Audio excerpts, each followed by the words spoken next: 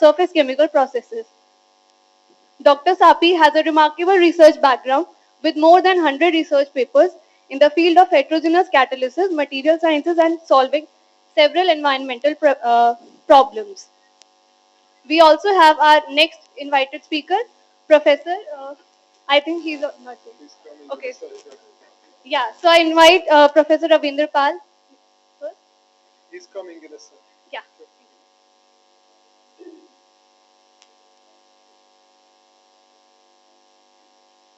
Verma, Safi, Mr. Jain, and all my colleagues.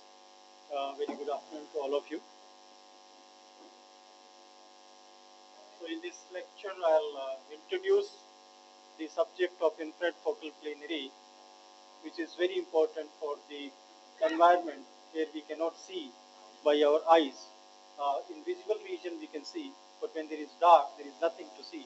In that situation, we require these kind of sensors. So I'll just begin.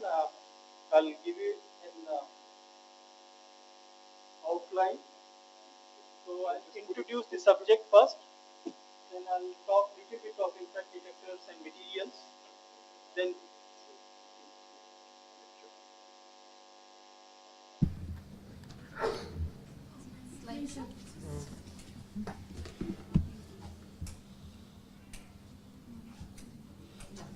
Perfect.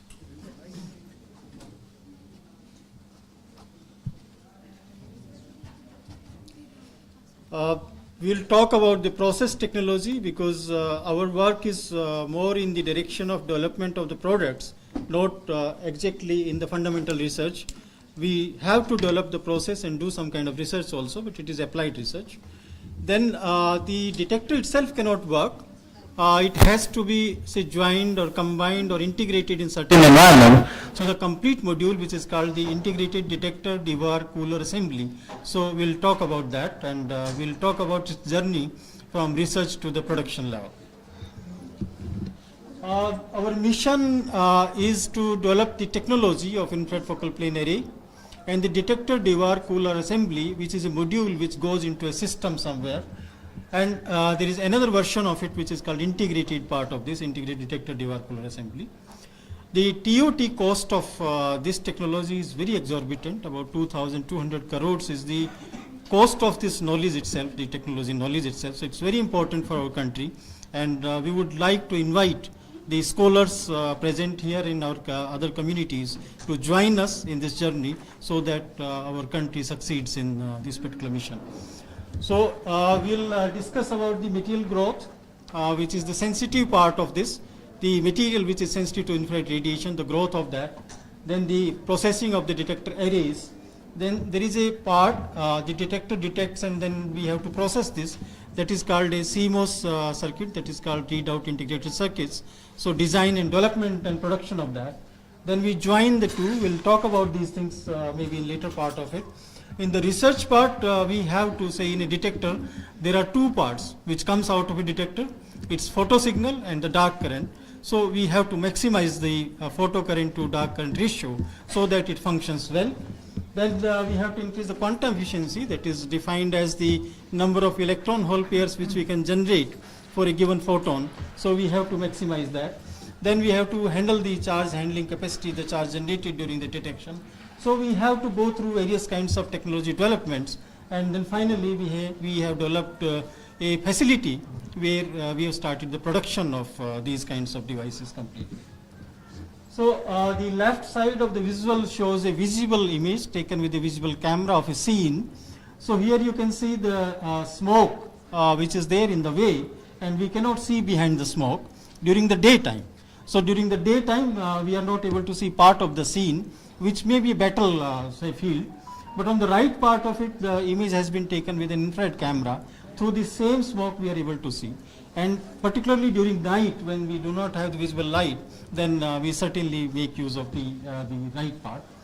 So in the left part there is a difference in the imaging. The left part, what happens, the visible light falls on a target and the reflected part is seen by a imager or a detector, and then we form an image. While in the infrared part, except for the short wave infrared, we'll talk about where it is, the emissions coming from the target is used. So there is a difference between the two, and we have to develop the technology accordingly. So I'll just talk about the basics. This Planck's radiation curve everybody must have seen. So it shows two things. Depending on the temperature of the target, say sun, the temperature is very high, 6000 Kelvin. So peak radiation comes out to be at the around of 0.5 micrometers, and this is a visible region. When we have the starlight, the temperature of the stars, apparent temperature of the stars from Earth is around 1900 Kelvin. So the peak comes at 1.5 micrometers. But in case of a jet exhaust of a aeroplane, its temperature is 800 Kelvin. So its peak comes out about 3 micrometer. So we call this around 3 to 5 micrometer as the mid-wave infrared, and here the 1.5 micrometer we call it say short wave infrared. And when we have terrestrial object like room temperature 300 Kelvin, the peak comes at around 10 micrometers. So it is called LWIR. And we have space-based objects where the temperatures are even little lower than that. Then the peak wavelength comes out to be around 20 microns or so. So that is called very long wavelength. So there are two things here. I'll mention two things which are important during the next part of our discussion. Here, all these curves which are at different temperatures, the bodies are at different temperatures. You see the merging here. So here the contrast will be very low. Say if there are two objects which are at different temperatures, the contrast of the flux which is coming from the objects is a little low here, while in this region the contrast is very high. For change of temperature, the change in flux is very high. The second part which we will talk about here is the number of photons. Because one photon, the energy of one photon is hc by lambda. So when the wavelength is very large, the quanta, energy in one photon is very low. So for say 1 watt of flux, the number of photons for a longer wavelength will be much larger as compared to a smaller one. So the total flux which is coming in the longer wavelengths is higher as compared to the shorter wavelengths, but contrast is reverse. The contrast is less in the longer wavelengths while it is more in the higher wavelengths. So with this I'll just move ahead. So I'm showing the infrared spectrum. So objects are emitting at different wavelengths, but there is an environment in between that certain say wavelengths, water vapors and carbon dioxide absorb certain part of it, so the radiation cannot travel through the atmosphere. So there are certain windows in which we do not have any radiation coming from the target, it is absorbed in the atmosphere itself. So to sense that, we make a detector where we can get the flux. So we have these windows. The first window where the energy photon is about 0.8 electron volt, that is the short wave infrared window. So there we make the detectors. Then the next is about 0.3 electron volt, where we have the mid wave, say 3 to 5 micrometer wavelength. So we make detectors there, and then 0.1 to 100 to 120 electron volt, so milli electron volt. So we make detectors for that. That is called long wavelength infrared. And we work for defense. I'll give you some examples from defense only, but there are civil applications as well.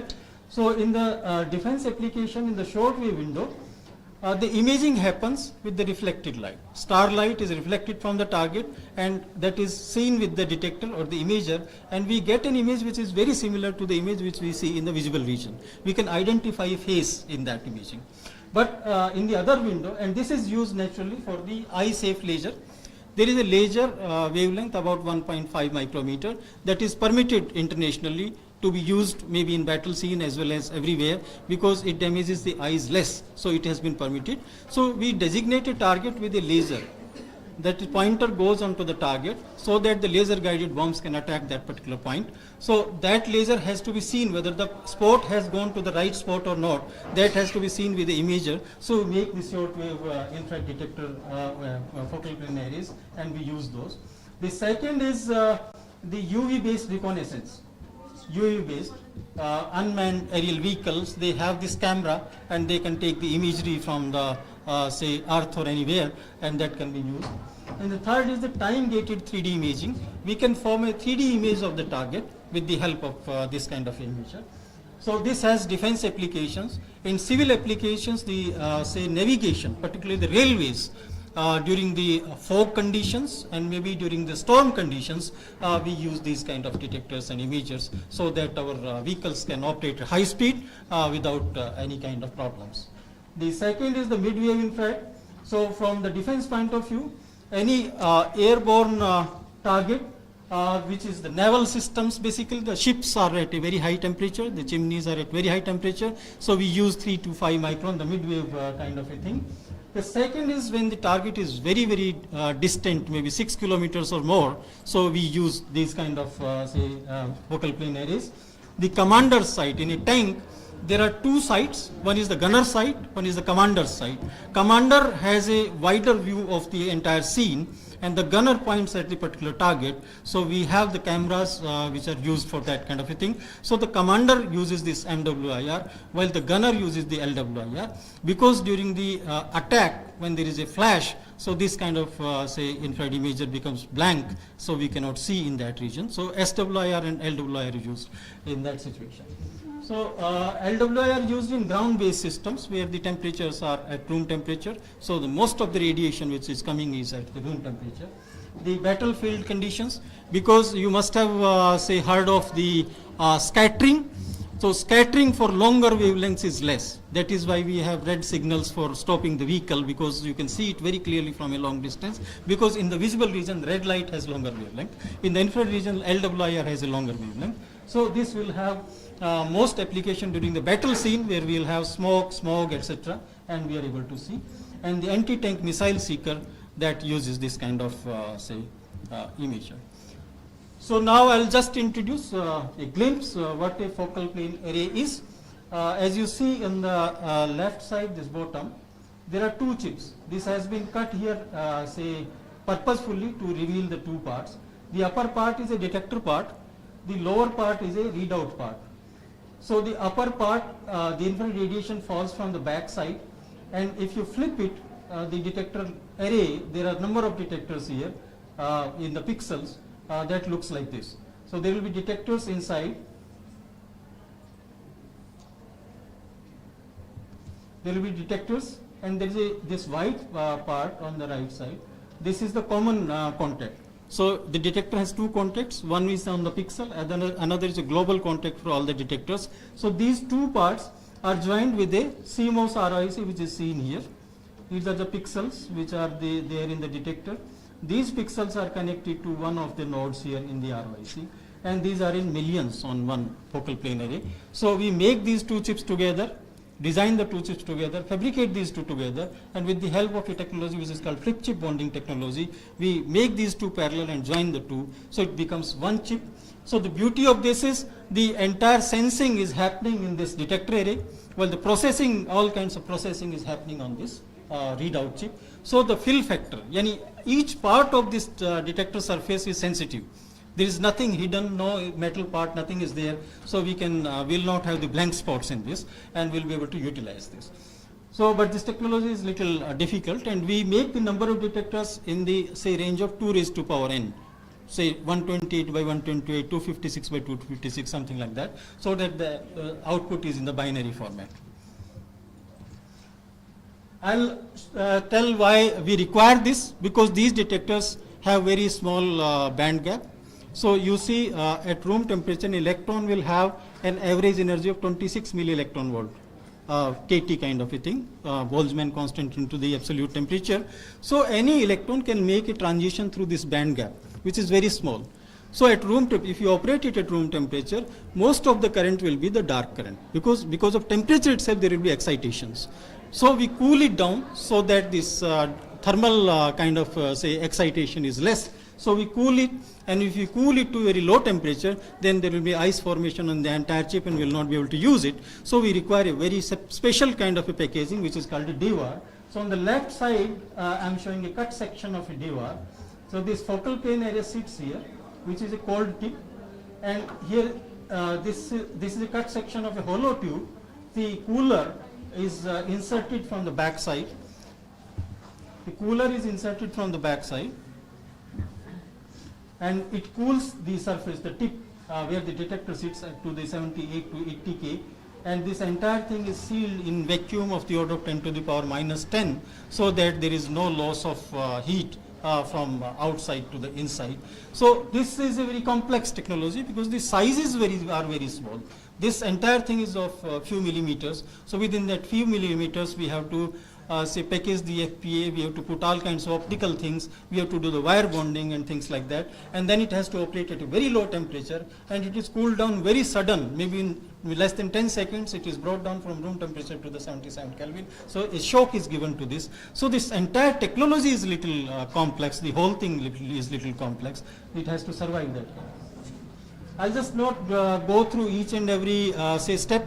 This shows the entire process sequence of say starting from the substrate, growth of the material, sensitive material, then making a detector array through the sequence of process steps, and then we make a focal plane array, and then we say place it in a detector, and then we put the entire say jacket of it, which is called the outer devar, and we have a window here through which the radiation will go and fall onto the detector.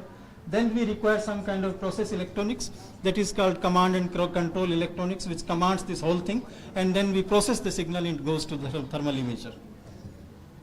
So we have developed this technology, and we have established a production center now where we have put the complete process assembly, where we say produce these for our country, which is in great demand.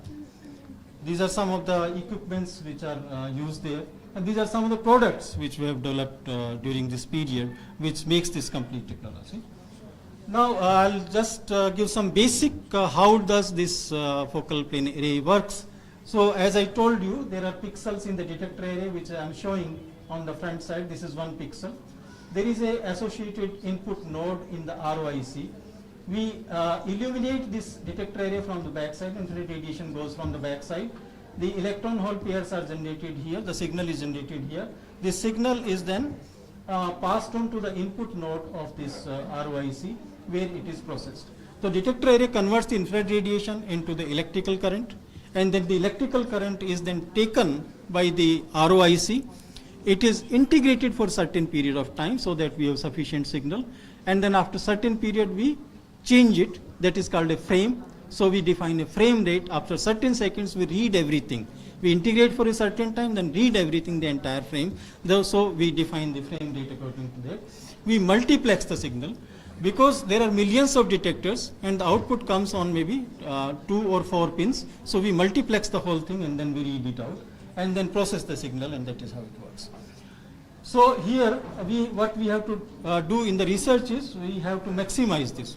The detector has to produce large number of signal, the signal to noise ratio has to be good, and then whatever we produced in the detector, that has to be sent to the readout IC, so that has to be say integrated in the readout IC. So there is something called a charge transfer efficiency. The charge transfer efficiency has to be increased so that whatever we sense is finally used in the focal plane array output. Here I am just showing on the right side, this is an object plane. I have divided the object plane into several parts. Now with the help of an optics, infrared optics, we convert this into an image plane. This image plane fits onto the detector array. So you see the kind of, say if you have the larger number of detector elements, larger area can be seen, or we can say the resolution of the area which we are looking at will be better if we have larger number of pixels here.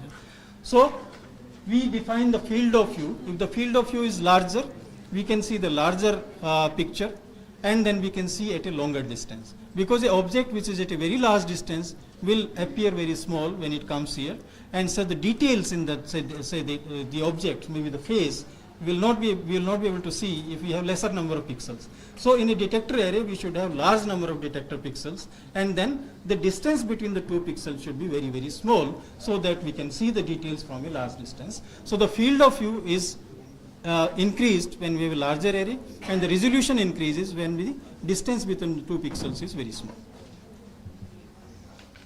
So there is another thing which is called diffraction, because here wavelength as compared to visible radiation, in the LWR the wavelength is 10 micrometer, in visible region may be typically 0.5 micrometer.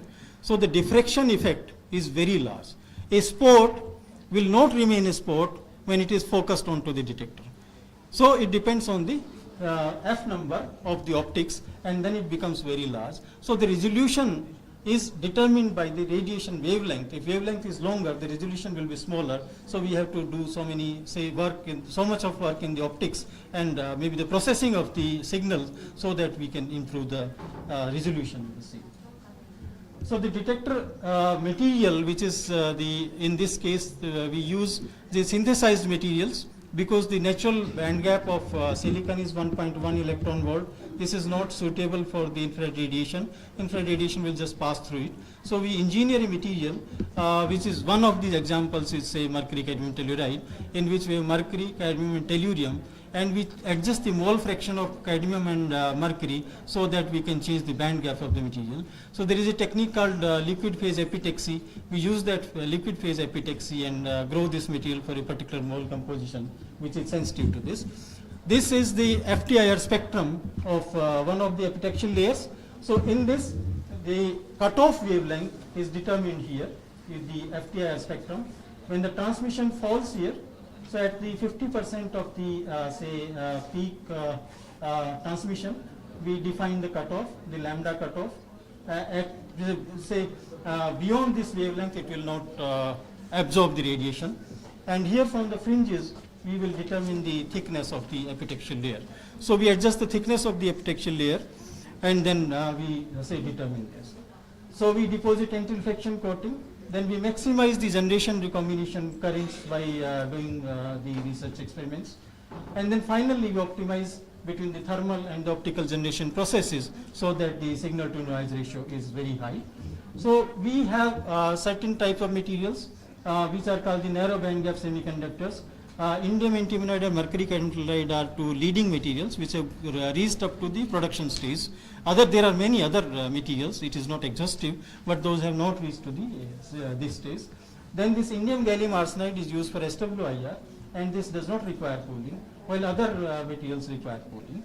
So in this there are two types of detectors, the photovoltaic and photoconductive detectors. In the photovoltaic detectors, in the left side, when we shine light, there is a photocurrent on the this fourth quadrant. There is a photocurrent. This photocurrent is proportional to the incident radiation which has fallen onto this, and we can sense the radiation according to this. I'll skip this. So in this way, when we make the measurement of dark current as a function of temperature, we are able to determine which kind of say dark current components are there, and then we do certain kind of processing experiments in the material growth as well as the detector fabrication process, so that we can minimize the dark currents.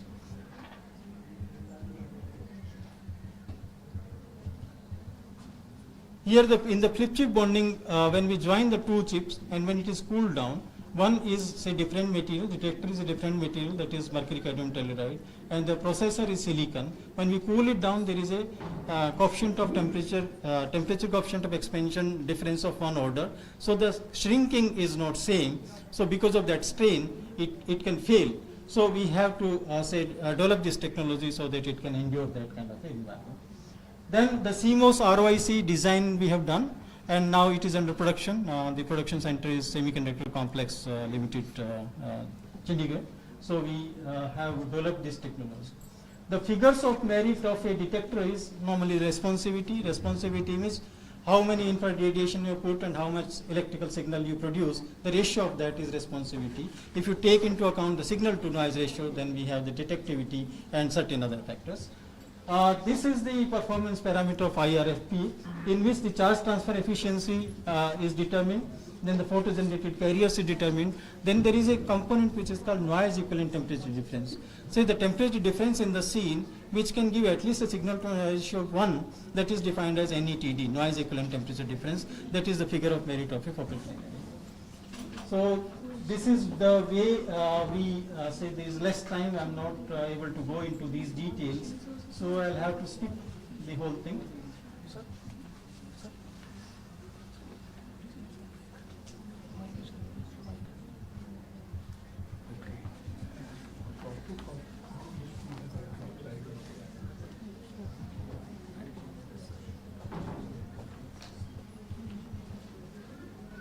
So there is another kind of material, engineered material, which we call as the type 2 superlattice structures.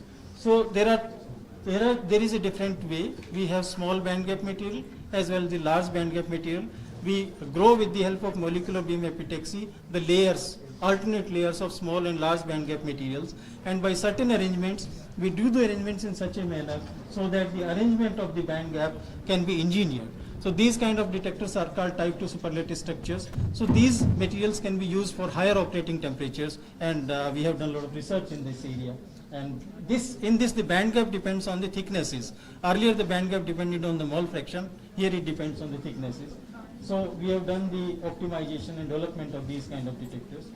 Another type of detector is called the thermal detector, in which the heating property of infrared radiation is used. Because of the temperature change, certain properties like resistance of the material changes, and that is sensed as a signal of the infrared radiation. There are large number of areas in which we invite collaboration in this research area, and I'll say invite all of you if somebody is interested. Say we have several areas in which you can contribute and come to us for research collaborations. There are various kinds of say efforts. One is number of elements. We have to increase the larger format. Pitch has to be reduced. We have to introduce the various kinds of capabilities. Different wavelengths can be sensed in one detector.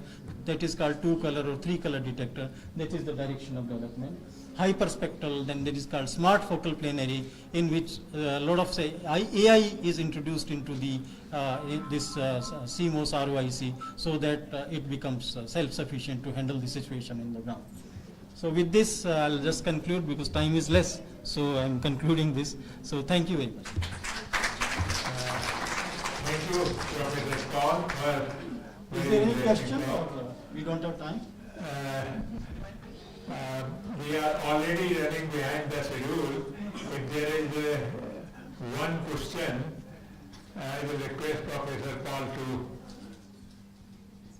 If there is any question, if there is any question, there is a time just for one question. After the session and the tea break. So what do you Okay. think you would be able to use? Because you showed this IR, system and sensor. Just what do you think when we will be possible that it will be in our cars and it will save lives or something? can you just repeat? I was not listening. So what do you think when it will be used in our cars, for example, and then we can, it can save lives? As you showed at the beginning, there was this IR sensor, yes, sensing people behind something what we cannot sense with our eyes. So what do you think when it will be used in our cars and then, be on the market? Yes. So there are, as I said, time was less. I showed various types of detectors. For the cars, there is uncooled detector, that is the microbolometer kind of detector. So that is used in the cars for our, say, collision avoidance. So that can be used, and that is being used. In maybe more expensive cars, these are being used. Okay. Again, thanks, Dr. Paul. We move on to next talk by Professor Sapi from Hungary. And some brief introduction was already given in the beginning. So I will request Professor Sapi to start his Sure. talk. Hello, good afternoon, everyone. Can you hear me well? Okay, so I'm from Hungary, and I'm from Szeged, University of Szeged, and I'm happy to be here to see old friends and good new friends. And a special thanks to everyone who organized this conference. Also for Professor Sima Garg, we have good friendship in the last 6 years, and we have a lot of publications together and also patents. We just filed a patent a couple of weeks ago together, and also many other friends, like Samir and Praveen and the new friends. It's good to see. And so there is Hungary in the middle of Europe, you could see. Just let me make, maybe you could, okay, where is, okay. This constant background noise, it's very, very annoying.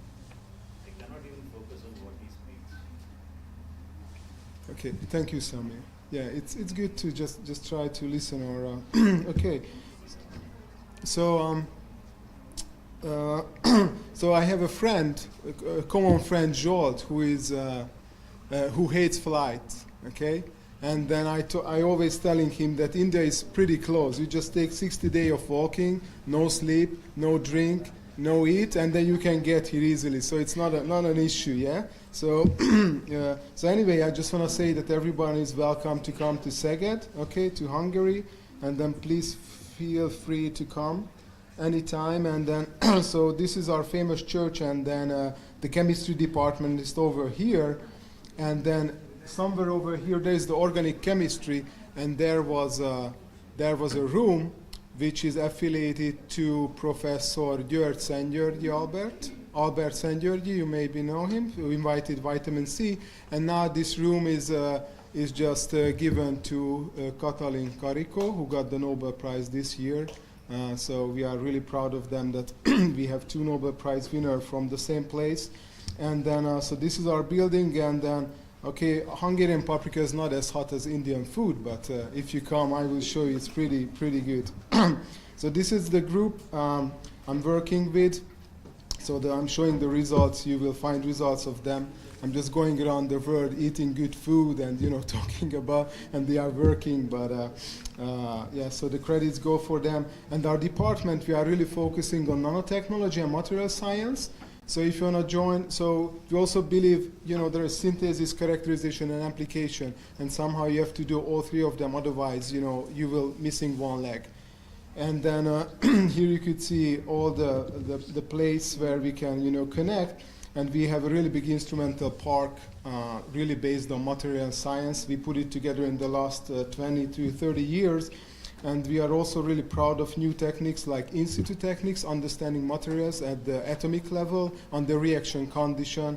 So for those, we have IR, Raman microscopy, TEM, XRD, which I will show some results about them.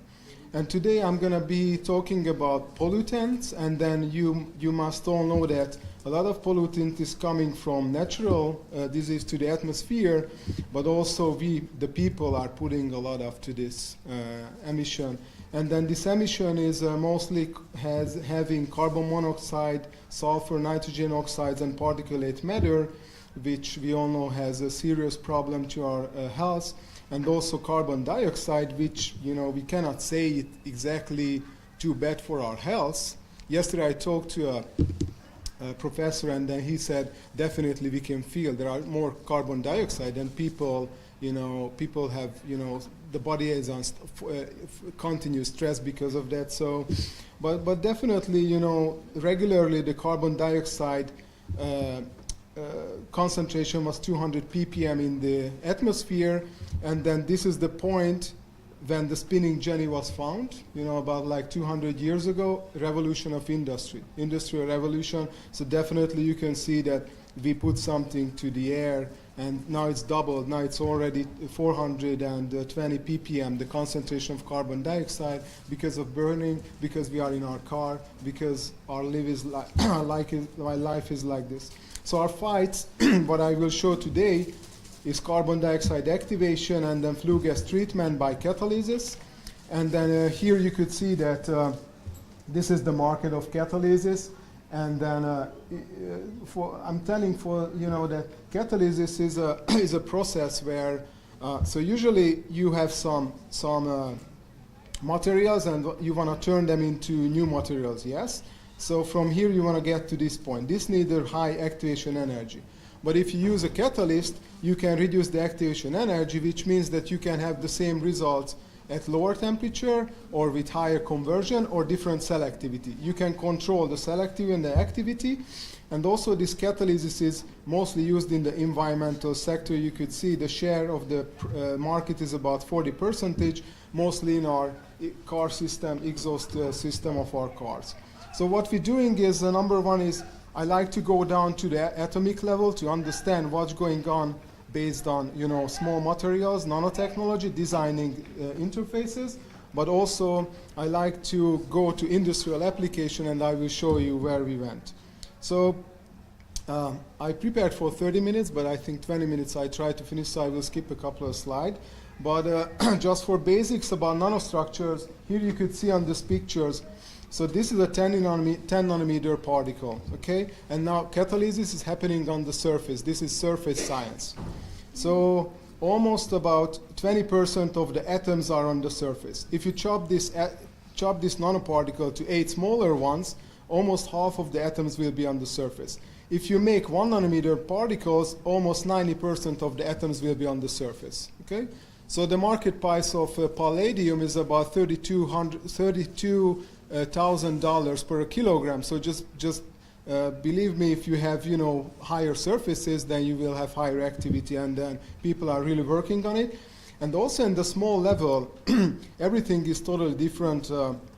You can have, if you have different faces, if you have different facets of nanoparticles, different sizes, you can have different cell activity and different activity. This is what it shows, but I'm not going to the details. And also playing with interface. So you have your special nanoparticles, and then you start tuning it with a special support. Then you can also have really, really great success with this. And then the in situ techniques to understand what is going on the reaction condition, it's a must. So usually you put your transmission electron microscope, you put your nanoparticles there. Okay, you see something. Oh, I have this one. But on the reaction condition, it's totally different. And then sometimes it's really hard because these techniques are usually in a ultra-high vacuum. So how do you do reaction? That's a challenge, but there are a couple of possibilities for that. So these are the nanoparticles we can do. So we can do any kind of controlled size nanoparticles with a really narrow size distribution. So industrial catalysts usually have all these sizes from 0 to 20 or higher sizes. But here you can tune the size. We can produce them with noble metal or non-noble metal particles. Also, we can do any kind of alloys. So we can tune the shape and size of these particles, no problem. I mean, it's not. I can say it's easy, but it's always depends on what is the weather and then stuff. So, okay. And then also we are producing special supports. So catalysts, nanoparticles need some support. And then if this support has higher surface area, that's better. And also if it has special structures, is better. So we have a hard template and soft template method. For example, we can produce high surface area, noble metal-free oxide with mesopores. And then after we put them together, we make the interface, we remove the capping agent, and then we will have our catalyst. So let me show you a couple of examples. So what we are doing is carbon dioxide activation with hydrogen. So there is a group who is working on producing e-hydrogen. Okay, so solar energy could be used from water electrolysis to do hydrogen. You don't want carbon dioxide, so we put this together. So from sunlight, okay, from water and from carbon dioxide, you can produce some chemical. This is what we want to do. And then you can produce carbon monoxide, methanol, methane, and different hydrocarbons. So I will show you a couple of case studies. So carbon dioxide to methane.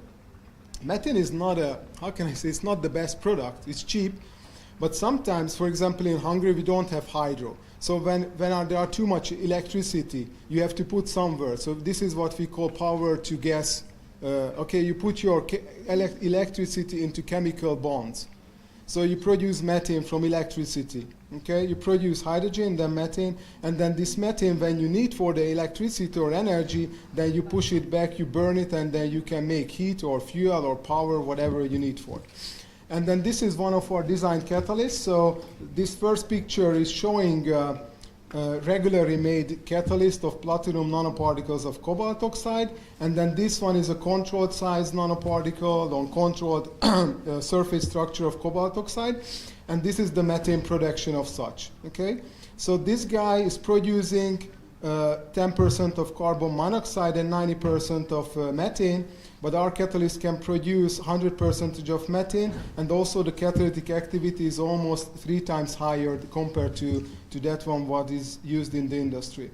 In this other results, it's also a design catalyst of ruthenium and ceria, and then in this table, at higher pressure, we could show, we had one of the best catalysts producing methane from CO2 hydrogenation. And then just a small case study about molecular level understanding. I'm not going to the details, we don't have time for that, but I just want to show you that how can we understand something. So we produce the really high methane activity cobalt manganese oxide structures, and because of the usage of in situ techniques, we knew we knew that we have a special interface, and also we knew that the whole structure is going through the formate route. And then all these techniques are helped us how the catalyst was forming, what was happening, so we could understand at atomic level what's going on in our particles and what's going on with the intermediates of carbon dioxide. So because of this, with these techniques, we knew how cobalt nanoparticles formed, how manganese oxide was formed, what was the oxidation state of cobalt, what was the oxidation state of manganese under reaction condition. And then also through the IR spectroscopy in situ, we knew that what was the mechanism of the reaction, and then this is how we knew, where to spend energy and how to ask our catalyst or design the catalyst to spend it towards methane. Okay, so this is how we get this one. And the other one is we want to do carbon monoxide. Carbon monoxide with hydrogen is called syngas. You can use it for ammonia or any kind of synthetic fuel. So this process is called reverse water gas shift reaction. And so this was just accepted last night. So we are really happy with this publication. So this is a design of platinum nanoparticles or manganese oxide support.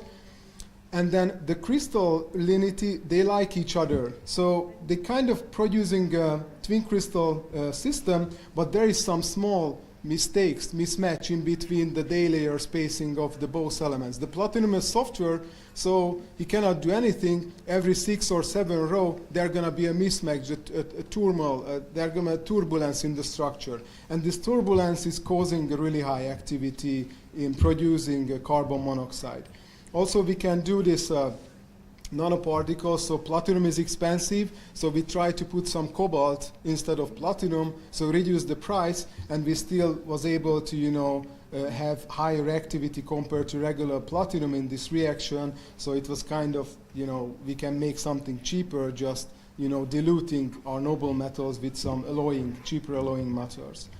And then, so this is where we're going now. Carbon dioxide, you can produce methanol or C5 plus fuel. That's what we want to do, liquid fuels, okay? This is our main goal nowadays at high pressure. And then, so everybody is doing methanol, and the price of methanol is going down, so C5 plus is our mission, okay? We want to do liquid hydrocarbons. And then a couple of design catalysts. So this one was producing 99% of isoalkane, so with high octane number. And then this is, so we also started to scale it up. So, this is a different, I'm a chemist, so I need chemical engineers. That's why in my group I have chemical engineers, because it's another story. I know how to do it in small, but scaling up is a different story. Sometimes my postdoc asks, did you pay attention to this? Oh, no, because I don't know how to do it, but that's why you are here. So it's really important to cooperate and collaborate with other stuff. So now we started with a couple of hundred of milligrams, and so now we are running systems to 5 to 10 grams. So I said 2 grams, but now it's 5 to 10. So we can produce liquid fuels out from CO2 and hydrogen.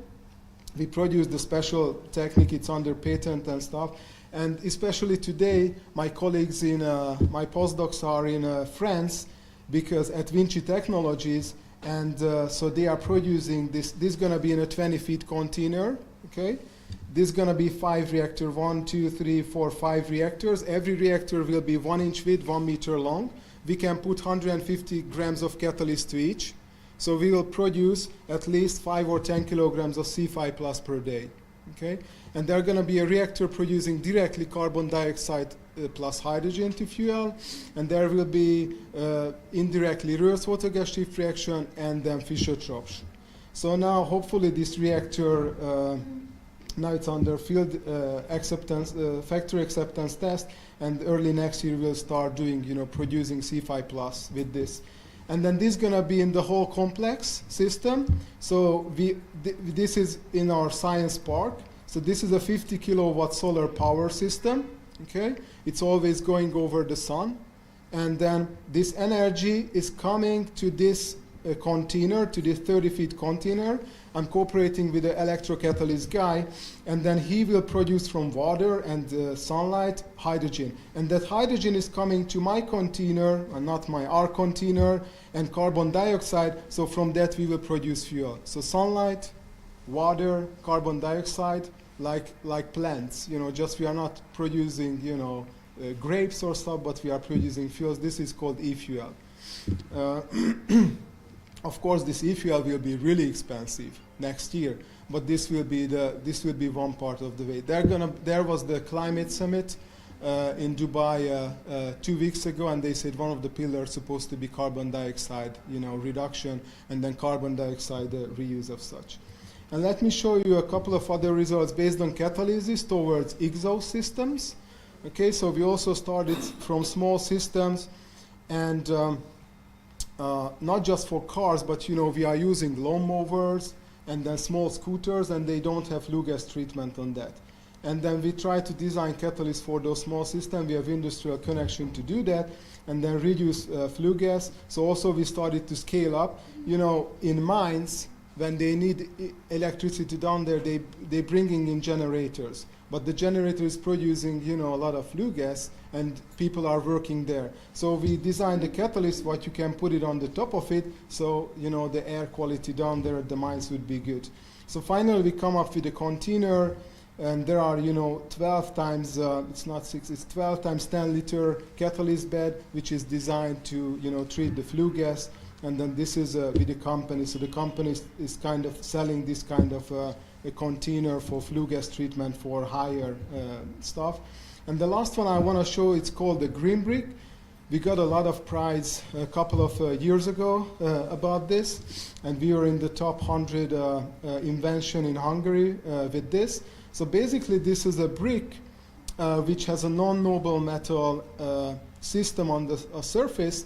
And then, in Europe, there are a lot of burning of wood, and there are over 70 million devices on the European Union market, and then they are producing a lot of flue gas. There is no catalyst in there. So we produce the easily used catalyst, which could be cheap, and then it's able to reduce carbon monoxide to the half of it, and then also the energy efficiency could be improved.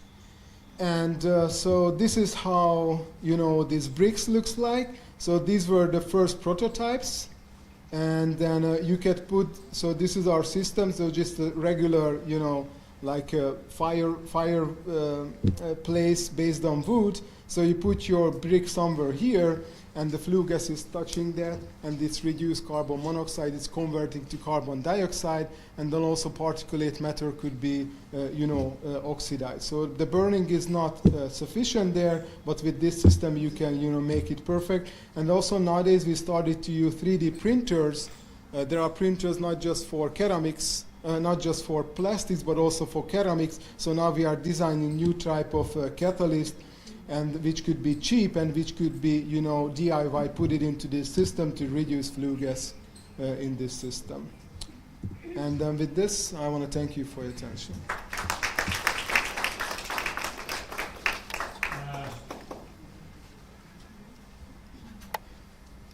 Thank you, Professor Sapi, for very interesting talk on detection of various types of pollutants at a very low level. I think we have time for a few questions, and I hope you won't mind. Sure. Yes, please. Ravi. Very good talk. Thank you, Ravi. Is it I have it. the thermocatalytic process you mentioned, right, for CO2 activation? CO2 activation, yes? So for thermocatalytic. Yes. My question was, what are the active sites on the catalyst? And what is the mechanism? Whether it's hydrogen is getting adsorbed along with the CO2, and then they're reacting. The rate determining. One of them is getting adsorbed, and then the second one is coming into the reaction. What exactly is this? So this is the I showed here. This is the mechanism. okay, mostly for CO2 activation, okay, and it's usually the hydrogen activation is always easier. The radiotherming stuff is activating carbon dioxide. Yeah, that's why you're asking. This is hard, and then usually carbon dioxide can be absorbed on the surface in the form of formates and then perturbated CO. So usually the CO is coming to the surface, and then CO2 and then hydrogen come around. Okay, so you need something which is, breaking hydrogen very well. But usually at metallic surfaces you can break hydrogen easily. So you will produce this formate, and then the formate has to be formed towards, and that's kind of the radiotherming step where you have to, do that.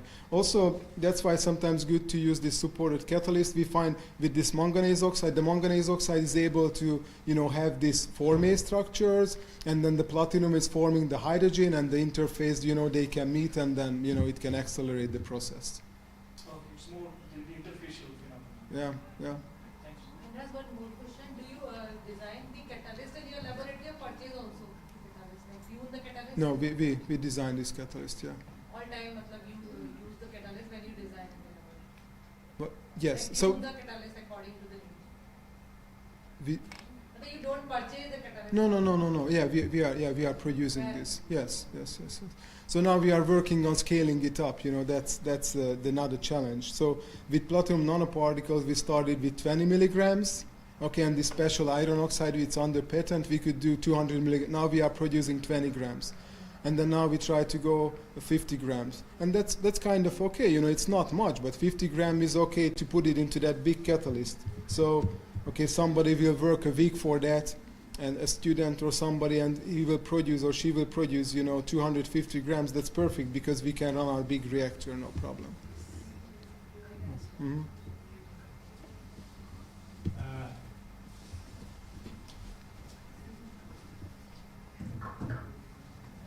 I think we should stop here. Those who are interested can discuss with Professor Safi Thank you. later on. Let us thank him for his very interesting talk.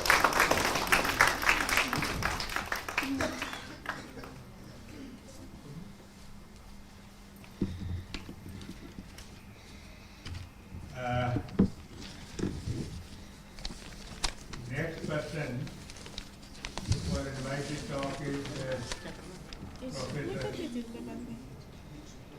Venkata Krishnamurthy Krishnan from IIT Mandi, and I will request them to tell some details about him.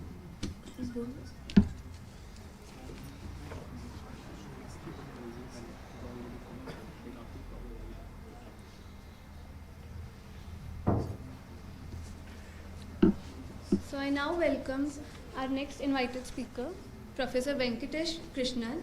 He is a professor at School of Chemical Sciences at IIT Mandi. His broad area of research includes green chemistry, renewable energy, clean environment, and heterogeneous catalysis, while specific areas are biomass conversion, carbon dioxide reduction, organic transformation, and many more. He has received many awards, including the Publin Spear Review Awards 2019 and 2018 for top 1% of reviewers in chemistry, material sciences, and cross fields. He has more than 150 publications with a total citation of 8051 and a H index of 53. So I welcome sir.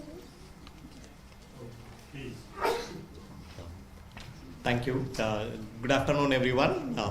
And welcome to this session. Although you have a couple of other options to attend the sessions, but you decided to show up for this session, so I'll welcome you all. So today I'll be talking about one of the aspects which our group is actively doing, which is the green chemistry and heterogeneous catalysis to achieve sustainable development goals. And since they gave already a detailed introduction about me, I'm not going much into the introduction of mine. For those of you who are wondering where IIT Mandi is situated, so IIT Mandi is situated in a city called Mandi. Mandi is in almost in the center of Himachal Pradesh. It's a state in the northern part of India, and our institute is located in a very beautiful hilly terrain. As you can see it in the photograph here. So we have two campuses. So this is the south campus and this is the north campus. In fact, we also own the skill, although not much construction may be feasible over here, but we are located in a very interesting and beautiful spot. These are some of the buildings in our campus, and this is where one of our lab is situated. So this is my research group. First and foremost, I would like to acknowledge all the members of my research group, because they are the people who have done all the work, and I am in front of you all presenting their research works. And especially in today's talk, I'll be talking about the works of three scholars who have recently graduated from my group: Dr. Tripti Chabra, Dr. Priyanka Chaudhary, and Dr. Ashish Kumar. So our group is extensively working in the area of heterogeneous catalysis, mainly for energy and environment applications. And within this domain of energy and environment, we work on biomass conversion, wherein we kind of take some biomass derivatives and convert into more useful materials such as jet fuels or jet fuel precursors, just as touched upon by Andreas just before some time. We also work on organic transformation. We take normal known reactions which have industrial significance, which are done in a industrial level in a non-green way, and we are developing certain catalysts and certain processes wherein we could do those same reactions in a more greener and environmentally sustainable way. The third area which we are working on is the carbon dioxide reduction. Mainly we do the conversion of carbon dioxide into more useful materials or useful products by using green approaches. So these three domains we do it thermocatalytically, and apart from that we also work on hydrogen evolution, pollutant degradation, and nitrogen fixation through the photocatalytic approach. Now here comes the question, what is the need for sustainable development? When we look at conventional approaches, this uses expensive metal-based catalyst, high temperature, high pressure conditions, harmful solvents and toxic reagents, and also the processes are quite difficult to handle. On the other hand, when we look at the sustainable approach, we can develop certain metal-free catalyst or inexpensive metal-based catalyst like earth-abundant metal-based catalyst, and we can try to do the similar reactions. And under mild conditions of low temperature and low pressure, and also we can use the environmentally benign solvents. So overall, there is a less waste which is generated and the less detrimental effect on the environment. So how we achieve this? So we kind of put on certain self-imposed constraints on the catalyst design. So we do the constraints are based on our own selves, wherein we decide to use only earth-abundant elements, predominantly metal-free elements and low-cost elements for designing the catalyst. Use of non-toxic and non-polluting chemicals and processes, use of relatively low temperature, that is less than 250 degrees for the catalytic process and the reactions, use of ambient pressure for the catalytic conversion. So although we do carbon dioxide reduction, and a lot of people have used carbon dioxide reduction with under pressure, but we tend to do it with at room temperature or even at lower temperature, and at atmospheric pressure conversion of carbon dioxide into cyclic carbonates and other useful products, so which is more sustainable in nature. We adhere to the 12 green chemistry principle to the best extent feasible, and we also cater to certain sustainable development goals, which I'll be showing in subsequent slides. So these are the 12 green chemistry principles, which you can get it from any of the textbooks. We tend to adhere to all these principles to the best of our extent. Then these are the 17 UN Sustainable Development Goals which are postulated by the United Nations, and we cater to 5 of the goals, which include clean water sanitation, affordable clean energy, responsible consumption and production, climate action, and partnership for the goals. So now coming to the main material which we use as the catalyst, which is the graphitic carbon nitride material. As the name itself suggests, it comprises of the carbon and nitrogen, which both of which are abundant materials, and we kind of combine these two elements, the carbon and nitrogen, in a certain fashion, so it makes a solid material which has this tris-triazine type of linkage, which is shown here in this figure. So this material, graphitic carbon nitride, it can be very easily synthesized by a polymerization reaction, wherein we can take either cyanamide, dicyanamide, or melamine or urea. Any of these can be taken as a precursor, and by a simple polymerization reaction we can obtain this material. And this material is both thermally stable as well as chemically stable, which means that it has a very high thermal stability. When we heat it at to about 400 or 500 degrees centigrade, the material still retains its structural integrity, and it's also chemically stable, wherein if we treat it with acid or certain harsh conditions, it will still retain its stability. And furthermore, this material is also amenable for surface functionalization, wherein we can functionalize this material using either sulfonyl groups or nitrile groups or any of the functional groups groups you can kind of easily attach to this material, and also you can do doping of this material. You can kind of replace the carbon or the nitrogen atom with another heteroatom like boron, etc.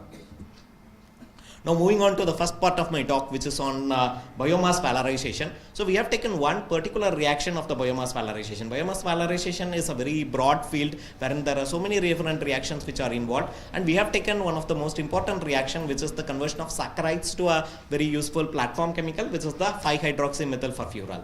So which is in short called as the 5-HMF. So we have taken this particular reaction and we have done it under the green solvent condition using a single component catalyst. So for this reaction we need the catalyst which has both acidic sites as well as the basic sites. So what we have done is we have taken a metal free catalyst which is the sulfonated graphitic carbon nitride, and this material has been prepared using a very simple calcination process, and this material, the sulfonyl groups of this material imparts the acidic nature to the catalyst, which imparts the Bronsted acidic nature, and the nitrogen which is already present in the graphitic carbon nitride imparts the Bronsted basic nature to the catalyst. So it has both Bronsted acid as well as the Bronsted base sites.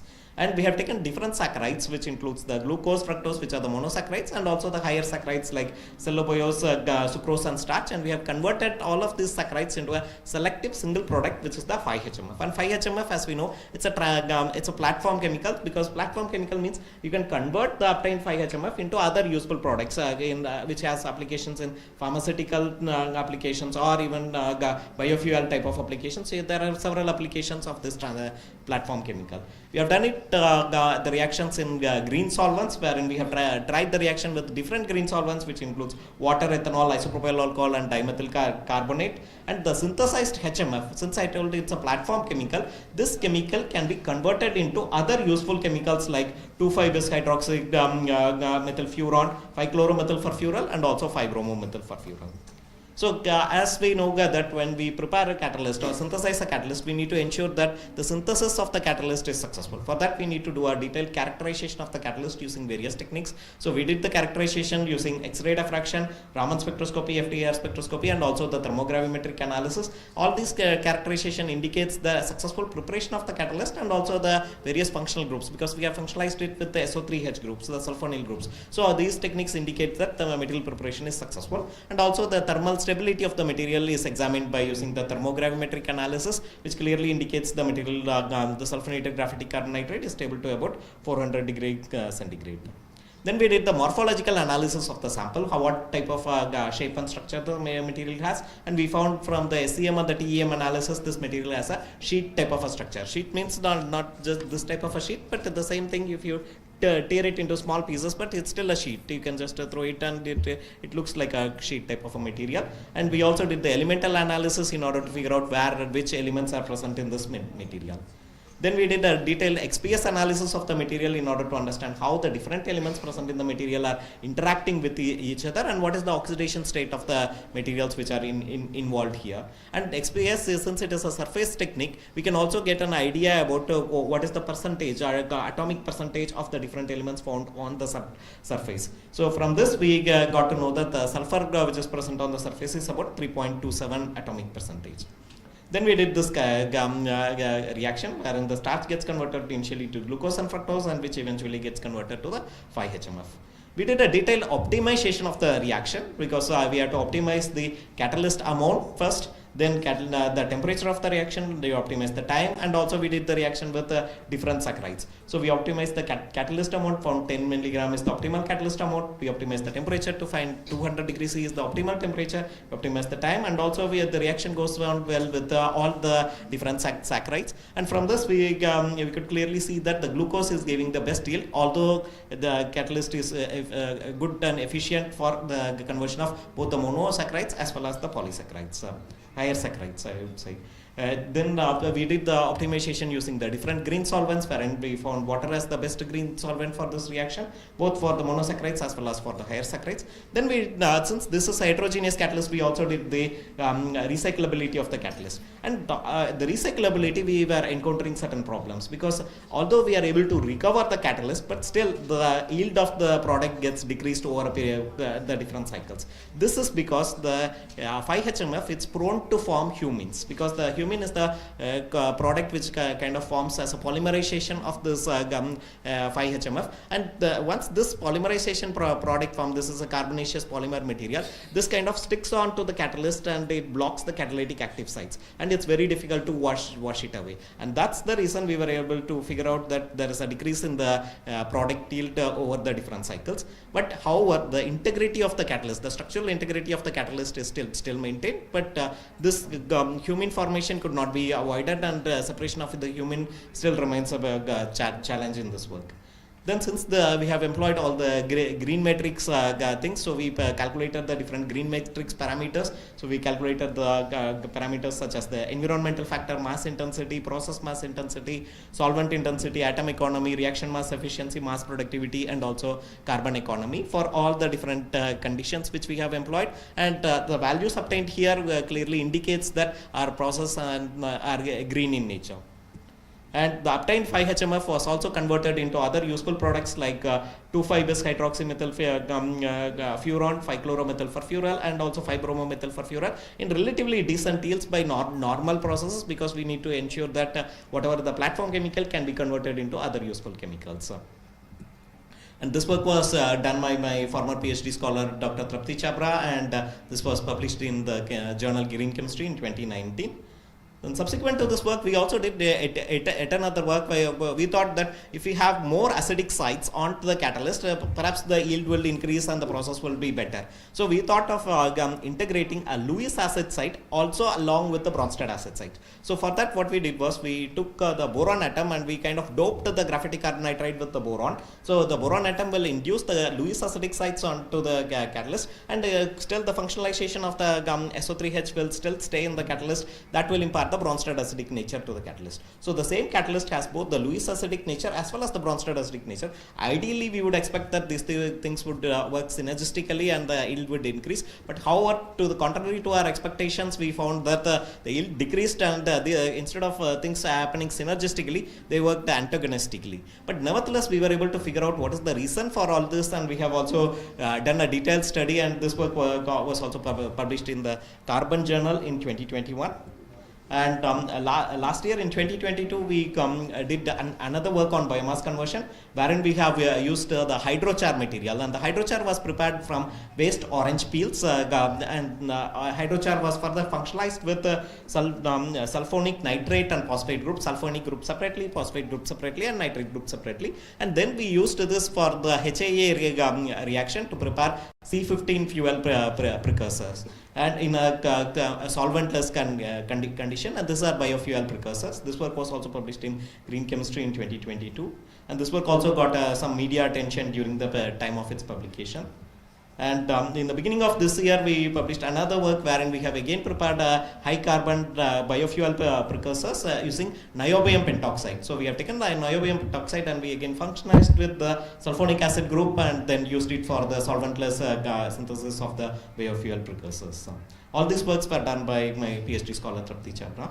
Now moving on to the second part of my talk, which is on the organic transformation. Again, here we have used the graphitic carbonitrate. Here we have converted the graphitic carbonitrate to have different type of functional groups. We call it as the oxidized form of the graphitic carbonitrate, wherein we have integrated the functional groups like OH, COOH, and the carbonyl type of functional groups in order to impart certain acidic nature onto this catalyst. And this catalyst was used for the transfer hydrogenation reaction, which is one of the important reactions in the organic chemistry, and we have done it using a simple catalyst, a metal-free catalyst for this purpose. And this is how the material was synthesized. The material synthesis is relatively simple, wherein we have simply prepared the graphitic carbonitrate using a polymerization reaction by calcination, and then we used an oxidizing agent H2O to come in the presence of HNO3 and sulfuric acid to prepare the oxidized form of the graphitic carbonitrate. And similar to the previous work, we did a detailed characterization of this material using the various techniques like XRD, Raman, FTIR, and TGA to understand the successful synthesis of the material and also to study the thermal stability of the material. Then we did the SEM and the TEM and elemental mapping techniques in order to understand what is the morphology of the samples and where each elements are located on the sample. Then we did a detailed XPS analysis to understand the nature of interactions between the different elements present in the catalyst and also what are the oxidation state of the different elements in the catalyst. Then we did this particular reaction as a model reaction wherein we did the transfer hydrogenation. We took the 4-chlorobenzaldehyde and here the 2-propanol acts both as the solvent as well as the hydrogen transfer reagent. So the two hydrogens which are present in this 2-propanol that gets connected to this 4-chlorobenzaldehyde to form the fluorochlorobenzyl alcohol, and as a result acetone is found as the main product. So then this reaction, it's a simple transfer hydrogenation reaction which we did it with our catalyst in the presence of a small amount of base for the ideal optimized condition were 4 hours and 80 degrees C, and we got a maximum yield of 92% in this reaction. And we also tried the substrate scope of the reaction wherein we took different carbonyl substrates having different moieties like electron withdrawing group or electron donating group and other type of functional groups which are attached to this moiety, and we found that they could also do this reaction well. And this is again the substrate scope, and wherein we proved that it not only works with the aromatic groups substituents but also even aliphatic substituents will also work out for this reaction. Then this reaction is also green in nature. We examined the green parameters, the green matrix parameters like environmental factor, atomic economy, mass intensity, process mass intensity, reaction mass efficiency, and carbon economy, and we found relatively good values for each of these which indicates that our reactions are green in nature. And this work was also published in Green Chemistry. This work was done by my PhD scholar Priyanka Chaudhary, and it was published in 2020. And this also got some media attention during that period of time. And we did another work again on organic transformation reaction. Again, we went back to the sulfonated form of the graphitic carbon nitrate, but here we used a different technique for the sulfonation, and we also did a different amount of sulfonation, because varying the components we can kind of determine how much of sulfonation you want to have. And this sulfonated graphitic carbon nitrate was used as a solid acid-based catalyst. It's a bifunctional catalyst because it has both acidic as well as the basic moieties, and we used it for the Navier-Stokes condensation reaction and also multi-component tandem reaction. And that was published in Material Chemistry Frontiers, and that was also listed as one of the hot articles of 2021, this one. And in last year we did yet another work wherein we have taken again the graphitic carbon nitrate, but we have functionalized with the phosphoryl group. So this phosphorylated graphitic carbon nitrate, this was used as a sustainable, selective and metal-free catalyst for the synthesis of primary amines, which we published in Chemical Engineering Journal last year.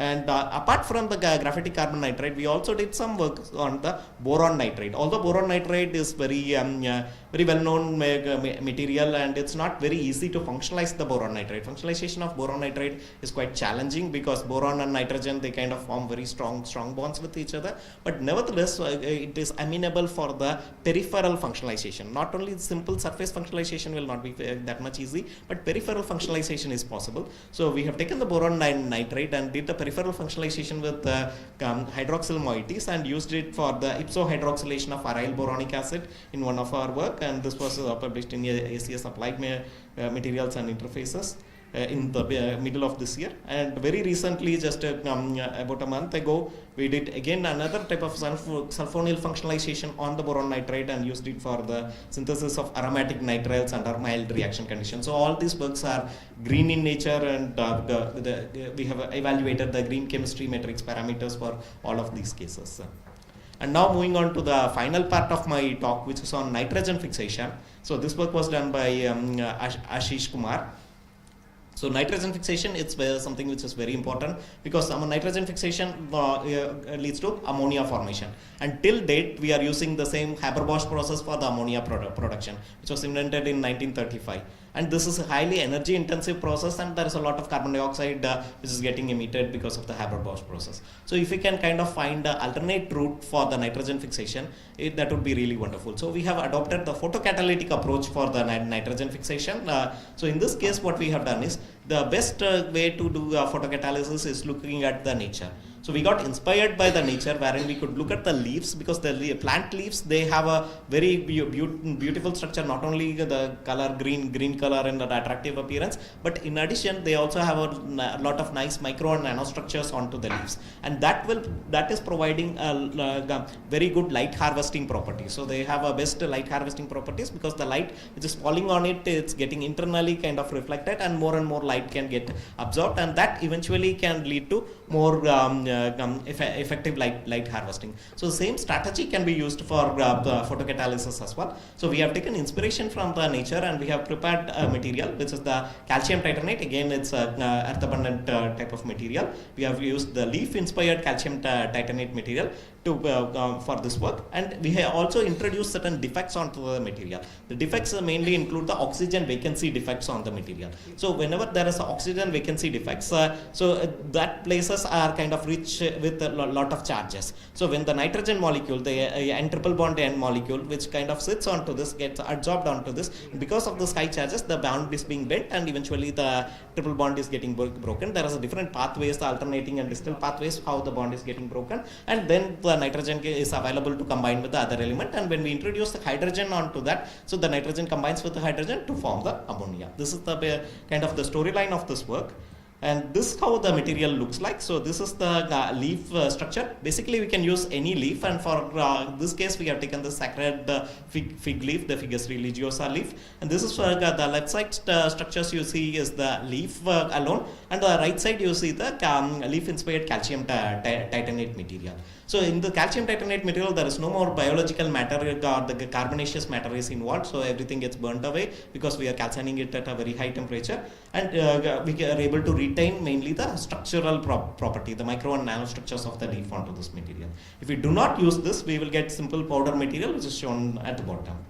And similar to the other cases, we did detailed characterization using XRD, Raman, FTAR, and also the XPS analysis. In this case, we also did the EPR analysis in order to understand the property of the defects which we are having. And also from the XPS analysis, we are able to see the titanium in two different oxidation state, +4 as well as +3 oxidation state, because of the oxygen vacancies which are present in the sample.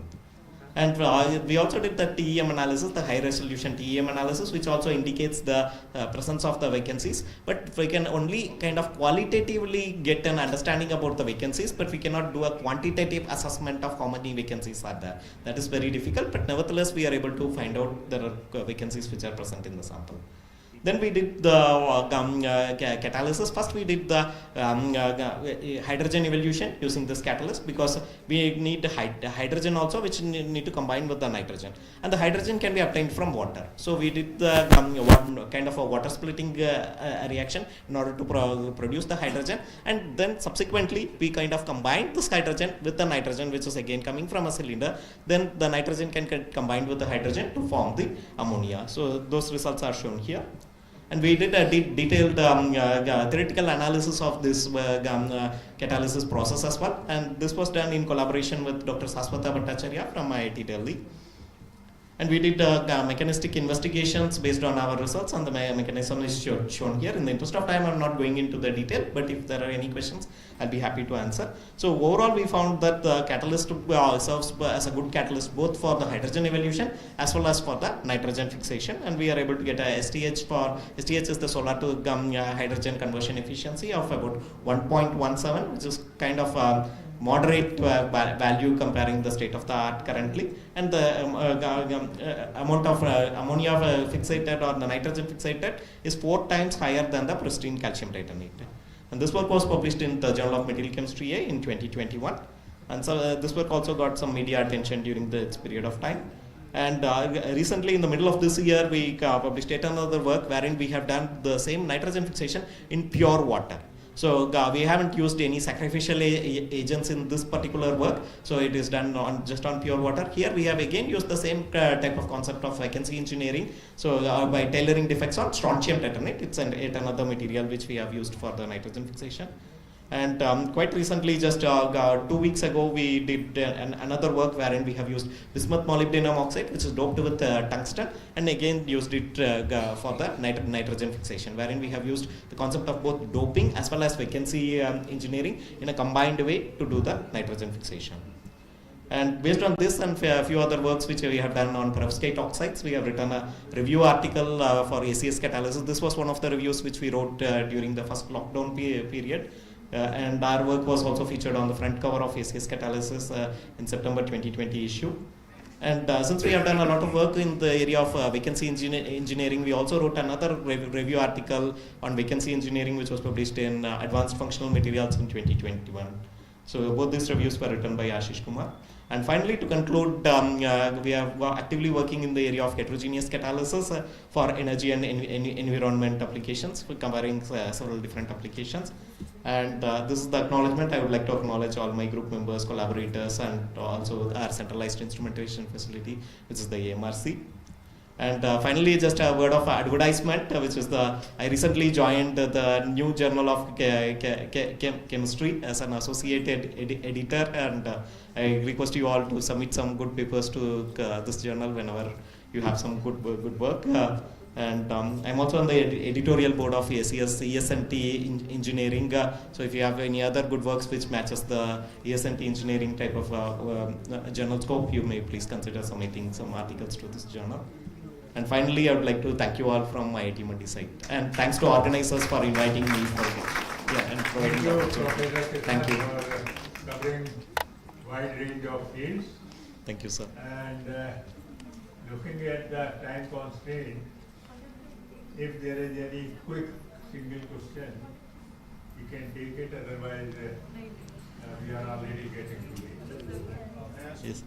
Yes, please. Yeah, Samir, yeah, please. Very nice. Thank you. How do you manage? Do you control the size of this, for example, E and boron nitride sheets or whatever you want to call them? Boron nitride sheets we commercially purchased, and then we did only the functionalization.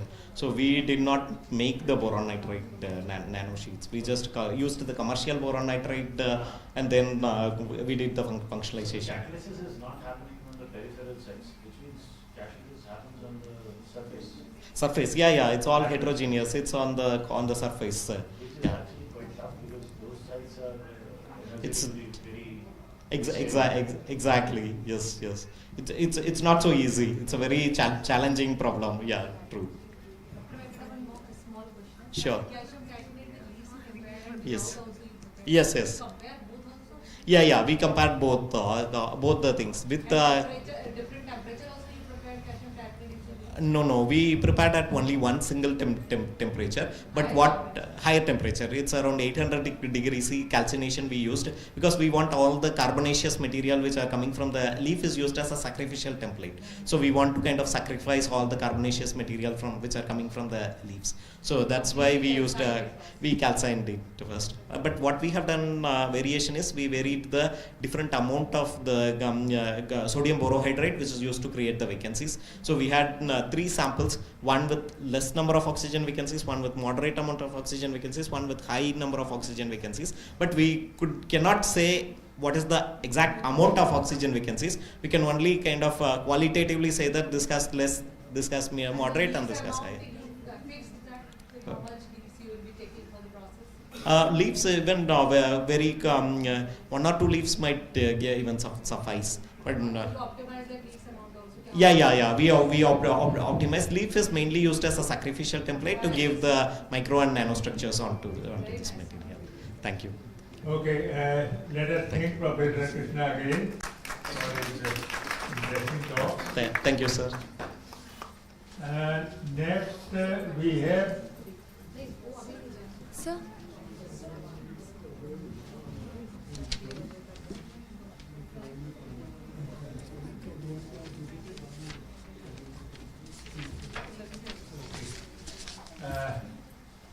since Professor Paul is leaving, so let us just Yes, sir. felicitate him. Yes, sir.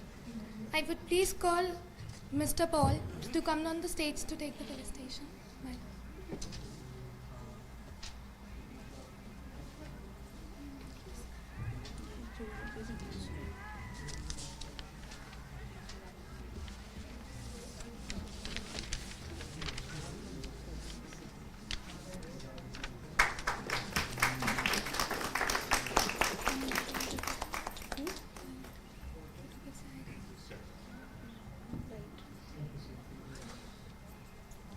Nice.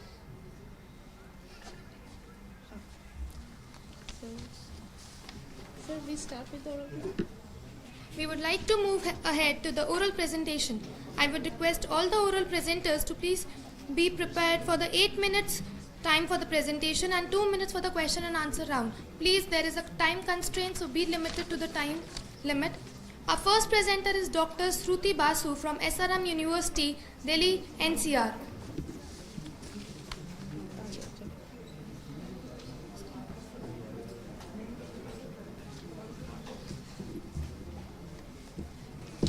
Hello, good evening everyone. My only request is please stick to time because Yes. we are already too late. Yes. Okay. I'm going to present on self-assembly of carbonaceous nanoparticle assisted by duetting in polymeric thin film. Though we have heard all about material science, it's thin film duetting or instability in a thin film. We all know what is a thin film. Why we are interested in this kind of patterning is because of the biomimicking of nature. We know that nature has this lotus leaves which are highly superhydrophobic or gecko lizards which has high adhesives because of the van der Waals interaction. So in our work we use this van der Waals interaction to create patterns on the thin polymeric film. We're running short of time, so we will not go for all this. Rather, let's come to the two type of films which we work on. That is, one is a thin, none of them is a liquid film, both are polymeric film. Depending on the shear modulus of the polymer, we are considering one as a liquid film, other as a elastic film. In case of elastic film, you need a contactor to come in contact with the film so that the pattern are arised because of the van der Waals interaction between the thin film and the contactor. In case of liquid film, it's the Lipsis van der Waals interaction and the surface tension which are countering each other, giving rise to patterns on the thin film. We have used this duetting or the thin film patterning to self-assemble carbonaceous nanoparticle. The nanoparticles which we have used in these cases are graphene and carbon nanotubes. Before we start, I need to tell you what is duetting. We have seen that in cases of thin liquid film ruptures because of the interactive or counter-interactive forces between the van der Waals interaction and surface tension, which gives rise to this series of patterns and finally stabilizes at the duetted holes on the thin polymeric film. So this thin polymeric film follows a wavelength of h raised to the power square. This square denotes that the interaction is because of the hole formation is because of the van der Waals interaction. Otherwise, the lambda would be varying at h to the power 2.6 or something different when you have electrostatic force or electrical forces.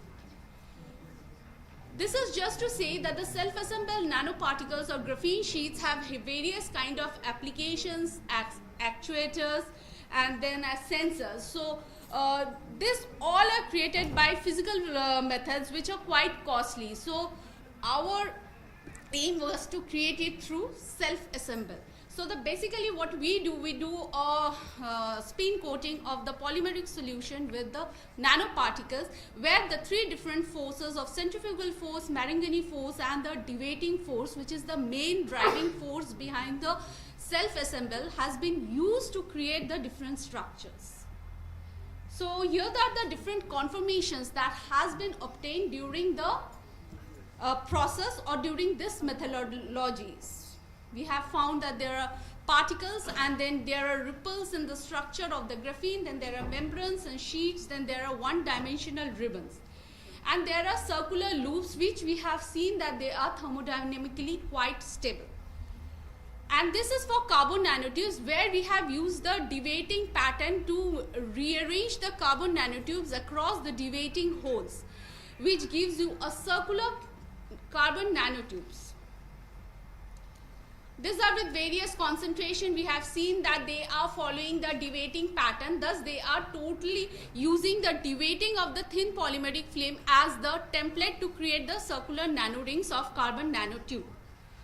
This is the calculations by which we have found that this is energetically favorable and thermodynamically quite favorable to create this circular nanorings. We have seen in the beginning that there are the Marangoni force and the deviating force which causes this nanoparticles to move towards the center or to accumulate at a part. So during the movement, they create scratches or nanotubes on the surface of the polymeric surface or the thin film polymers where we are using as the base. This has been used for the adsorption or removal of oil from a oil-water mixture, this particular films, and we have found that being a very thin film with very small nano range, still it is giving you certain kind of desorption or adsorption. So if we can create a 3D veil over these structures, we can get a good adsorption, desorptions of oil from this. So we can conclude that deviating can be used as a basic template for self-assembly of any kind of nanoparticles. Here we have used this for the self-assembly of carbonaceous nanoparticle, and we have found that graphene and carbon nanotubes for whom the toroidal or the circular ring structures are not very easy to form.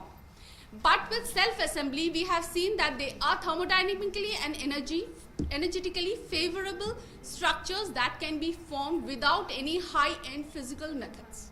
Thank you. Thank you, Dr. Basu. Before I end, I would like to acknowledge Professor Jayati Sarkar and Professor Pavir Patra, who were my co-guides during my PhD. Thank you. You can take the questions Yeah, after you all can. the Yes. presentations are over. So next is So Dr. Neeti Agarwal from Shamlal College, University of Delhi. Dr. Agarwal.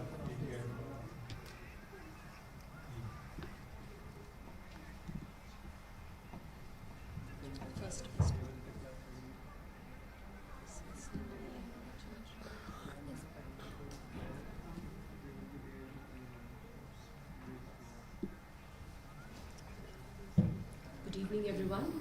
I'm Dr. Neeti Agarwal. In my brief presentation, I'm going to talk about energy improvement of solar photovoltaic system under non-uniform irradiance condition. Solar photovoltaics, as I think all of us are mostly aware, it's a basic process of conversion of sunlight into electricity, and the basic conversion device is known as solar cell.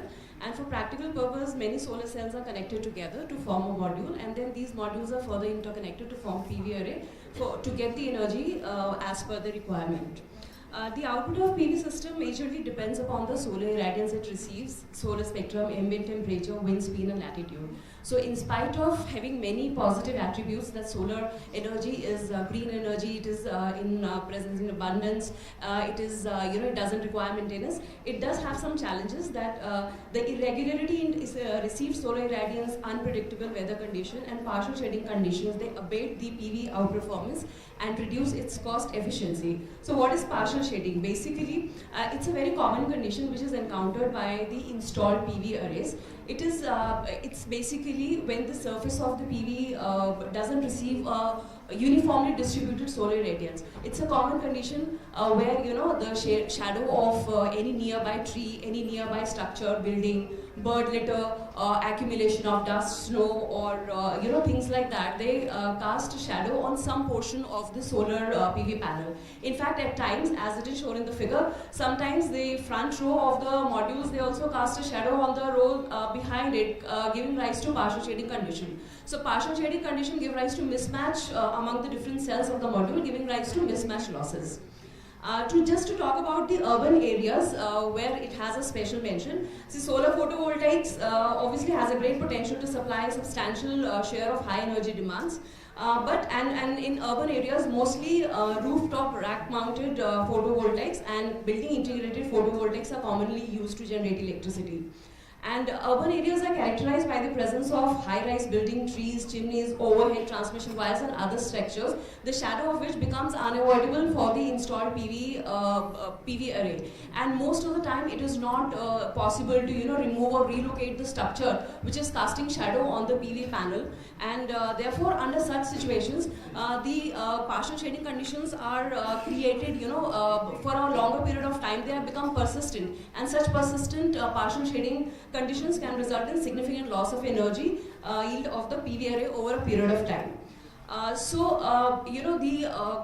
Even today, the dominant crystalline silicon is still dominant in the commercial PV industry, and which has an efficiency of nearly about 20% in the field conditions. And partial shading can further reduces it and energy yield and efficiency of the PV system. So therefore, to get the desired energy yield, it would mean that you have to install more PV arrays, more PV modules, which would imply a higher cost of energy for the customers. So obviously, it's a major concern not only for the customers as well as for the PV system designers. So therefore, one has to look for the ways and method by which the efficiency of the PV system can be increased under partial shading condition. So with the objective of the present work was to compare the effect of partial shading on the long-term performance of a conventional array and a novel array, which I call as TCT-S array. You can see two diagrams here. First one is a standard series module. Standard series means where all the solar cells are connected in series. It's a commercially available, easily available module. Whereas the other module is the module which I call TCT module. Here the cells are connected in a specific pattern called as total cross tied. Here if you see 36 cells are connected to 9x4 configuration. So 4 columns and 9 rows. This configuration is called as total cross tied because all 4 cells in a row are in parallel and 9 such rows are connected in series. So what I did was an array was formed. One I call it standard series in series. So that is series modules connected in series. See, series module is a commercially available module, whereas TCT module was designed specifically for this research work. And it's an industry standard module made by a certified PV manufacturer. And then some TCT modules were connected in series, giving it a name TCT-S array. These arrays were installed at the National Institute of Solar Energy, and then the current voltage data was obtained under uniform irradiance condition, and then some partial shading conditions were created artificially. Again, the data was taken. The weather data for one complete year was obtained, and then there was a lot of mathematical work, some translation equations, which I have skipped here for the time being, just because it was a short presentation. So again, I think this is the weather data. So the important thing is that this is the result that I got. One is this, I call it shading scenario 1, where the 2 rows of 2 modules was shaded, and for few months I have calculated. So TCT-S module definitely has a better energy generation in compared to the conventional PV module. And this is the comparative monthly energy loss under shading 1. And similarly, the second shading, this was repeated for another shading condition, which is more like a column shading. And we see the TCT-S definitely has a significant higher energy yield in different months and suffers very less energy loss in comparison to the conventional array. So just to conclude, the comparative effect was investigated, and it was found that under partial shading condition, TCT-S configuration generates more energy. And I would just like to highlight this more energy generation is primarily just based on the change of interconnection of solar cells. No other equipment or sensor or nothing was involved in that. And so significant enhancement of energy yield under partial shading is obtained by this proposed array over conventional array. And the result of this study are very significant, especially for the congested urban areas where it is probable that your module or your array would be partially shaded for a lot of time in a year. Thank you.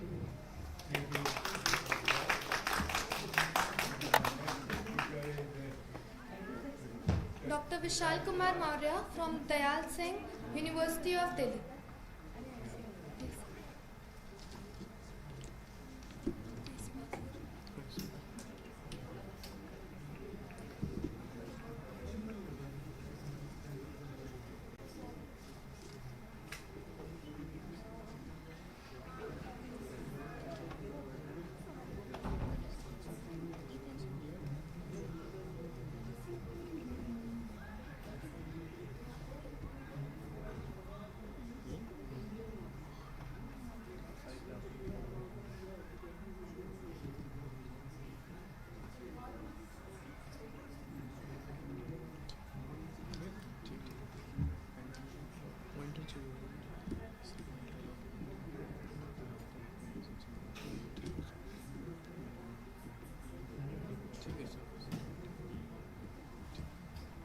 Good evening, everyone. Myself, Vishal Moria. I have done my PhD from JNU. I've taught several years in the Housing College. Right now, I'm a research associate in NPL. So I would like to present my work on bismuth selenide, which is the topological insulators. And recently, there's so many talks about topological insulators in solid state physics. So first I would like to introduce topology to the students who are sitting in the back, constantly chatting and my professors. So which two surfaces are same? Can you find out?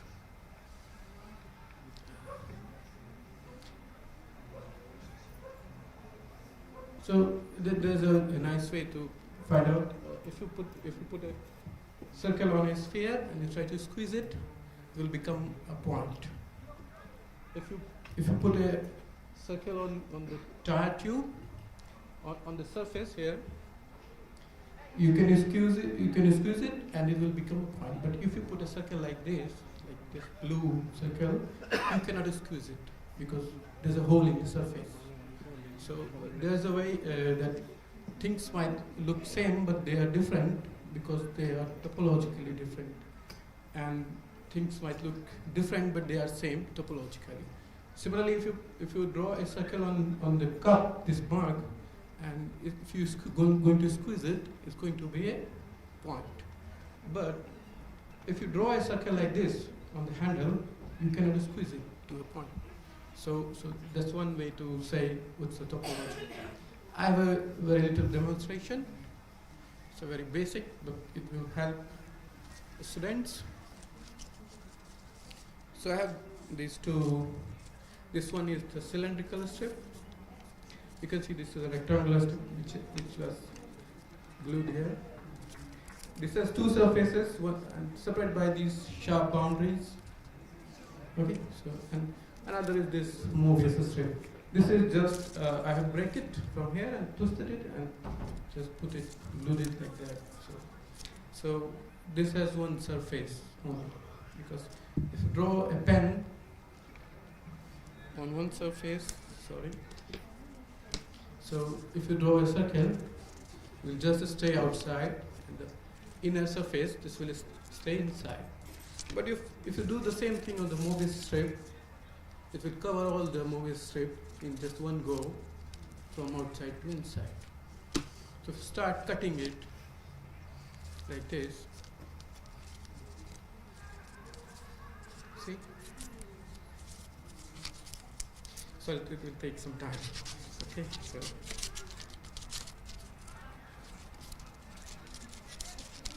this is going to be two cylindrical strips.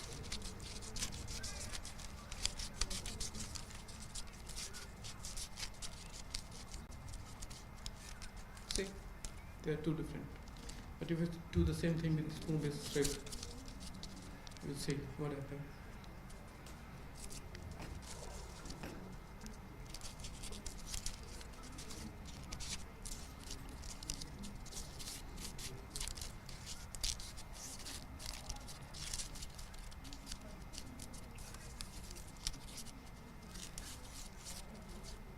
I'm just cutting it from the middle, you can see.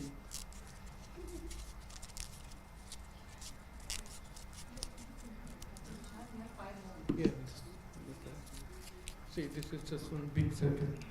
Okay, so properties are different when there's topology is different, the surface topology is different. So the same thing happens when we have these balance band and they have different topologies, different structures. The property is totally different. There are some trivial topologies like this, and there's some non-trivial topologies like this, Mobius strip. And so these topological insulators, they are basically, they have various properties, but 2 or 3 are main. They have basically insulator in the middle, but conducting on the surface, and their momentum and spin is locked. So you mean when the electron is flowing in one way, the momentum is in one way, the spin is all aligned. When you switch the momentum by 180 degrees, the spins will be flipped 180 degrees. And so when we talk about the transport properties in these systems, we normally try to reduce the size because we don't want when charge carriers don't interact too much, because on every step in a diffusive transport, in each and every step it loses its quantum information because the wave function get a little bit changed. So if you reduce the size, it becomes the ballistic. So there are three kind of L. One is mean free path. When the distance between one point to another point, the electron goes from one hit to another. And there's another length which is called L5. That's phase coherence length. So it might be hitting, but it might not be changing its wave function. And this could be enlarged too much by providing appropriate conditions like lowering the temperature or maybe arranging in such a way that you can manipulate the system. So most quantum properties you can see in this kind of condition where alpha is very large, and for the bismuth-selenide, alpha is around 100 nanometers at 1.8 Kelvin when the sheet thickness is 10 nanometer. So this is a very ideal platform to check for different quantum properties.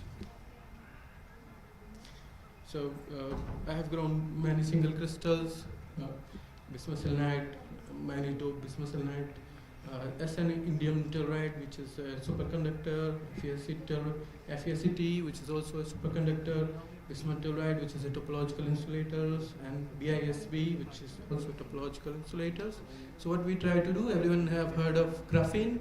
So what they do is they take the carbon sheet, they take the carbon, put the scotch tape, and peel it, and there's a monolayer carbon. It's called graphene. So I try to do the same thing with my single crystals because they are also layered. So this is the same image of the single crystal. You can see the various layers. So the goal is to produce the different layers. Try to achieve as very thin layers as much as you can, because these systems are these layers are separated by van der Waals force, and so you can just easily peel them. And if there's a way to check if this is single crystal or not, if you do the XRD. There are many other ways, but if you do the XRD, this is a very simple way. You receive only 00 L peaks: 003, 006, 009, 0015, 18, and 20 or so. So these single crystals are grown in a very cheap vertical furnace, which can be installed in only 2 lakh rupees. Anywhere you can install, very easy to maintain, very easy to operate. And this is the result of this scotch tape method. I have transferred some layers to the silicon substrate. This is a hit and trial method where you do it various times and look under the microscope and check every time that if you get the desired thickness or not. So this is the same image of the same layers. And this is the electron beam lithography process. I'm not going to explain in the detail, which we can come back.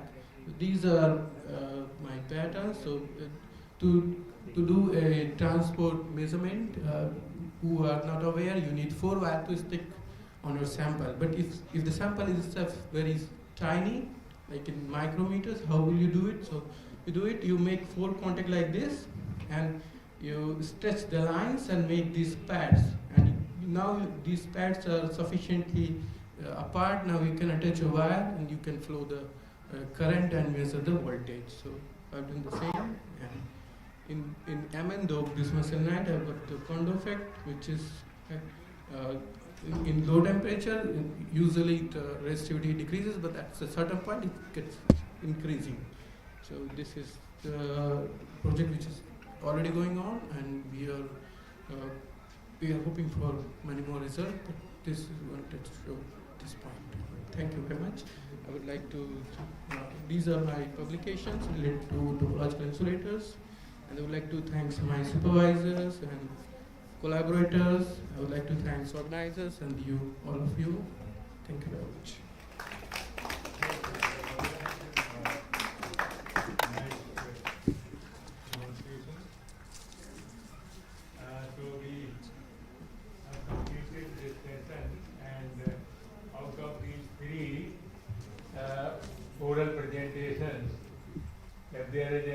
question by someone about one of these presentations.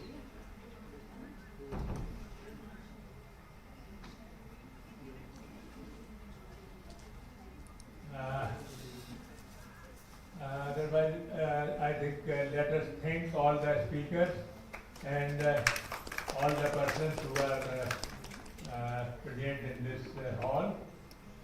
Thanks a lot and thanks everyone. I would request Professor Seema Garg and Professor A.L. Verma to please felicitate Dr. Andreas Sappi with the memento.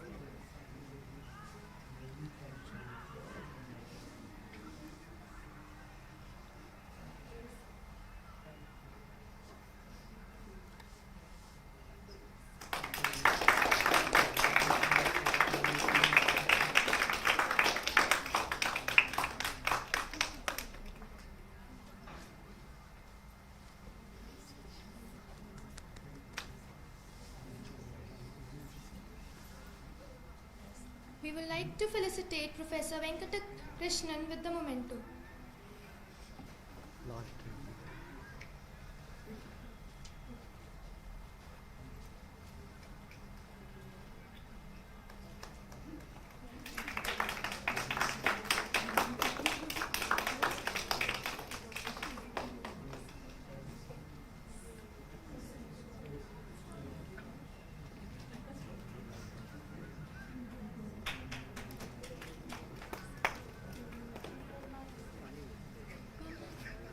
I would request Professor Seema Garg to please felicitate Professor A.L. Verma with the memento.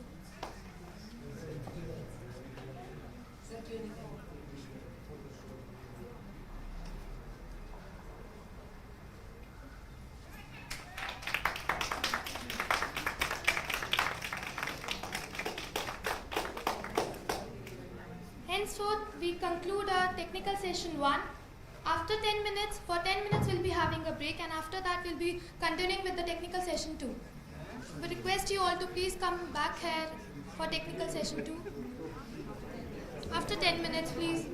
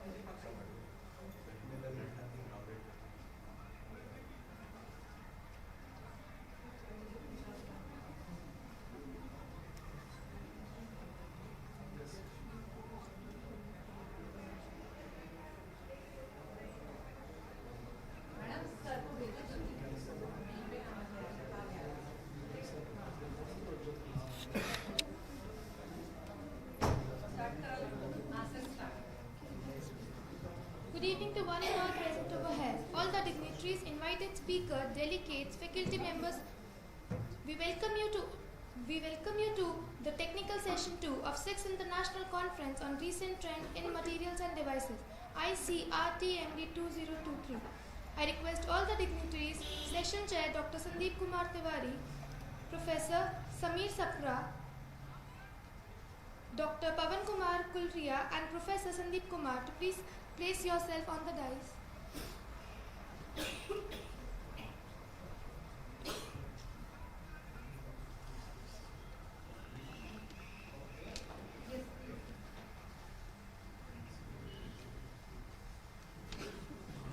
We are honored to have with us Dr. Sandeep Kumar Tiwari, Chief Scientist, CSIR, New Delhi, as our session chair. Dr. Sandeep joined CSIR New Delhi in 2003 and since then has been involved in many new and path-breaking activities to bring changes in the performance and delivery in CSIR system in terms of developing technology, enhancing business opportunities, ensuring the basic research being sustained in labs while promoting the technology and development chain.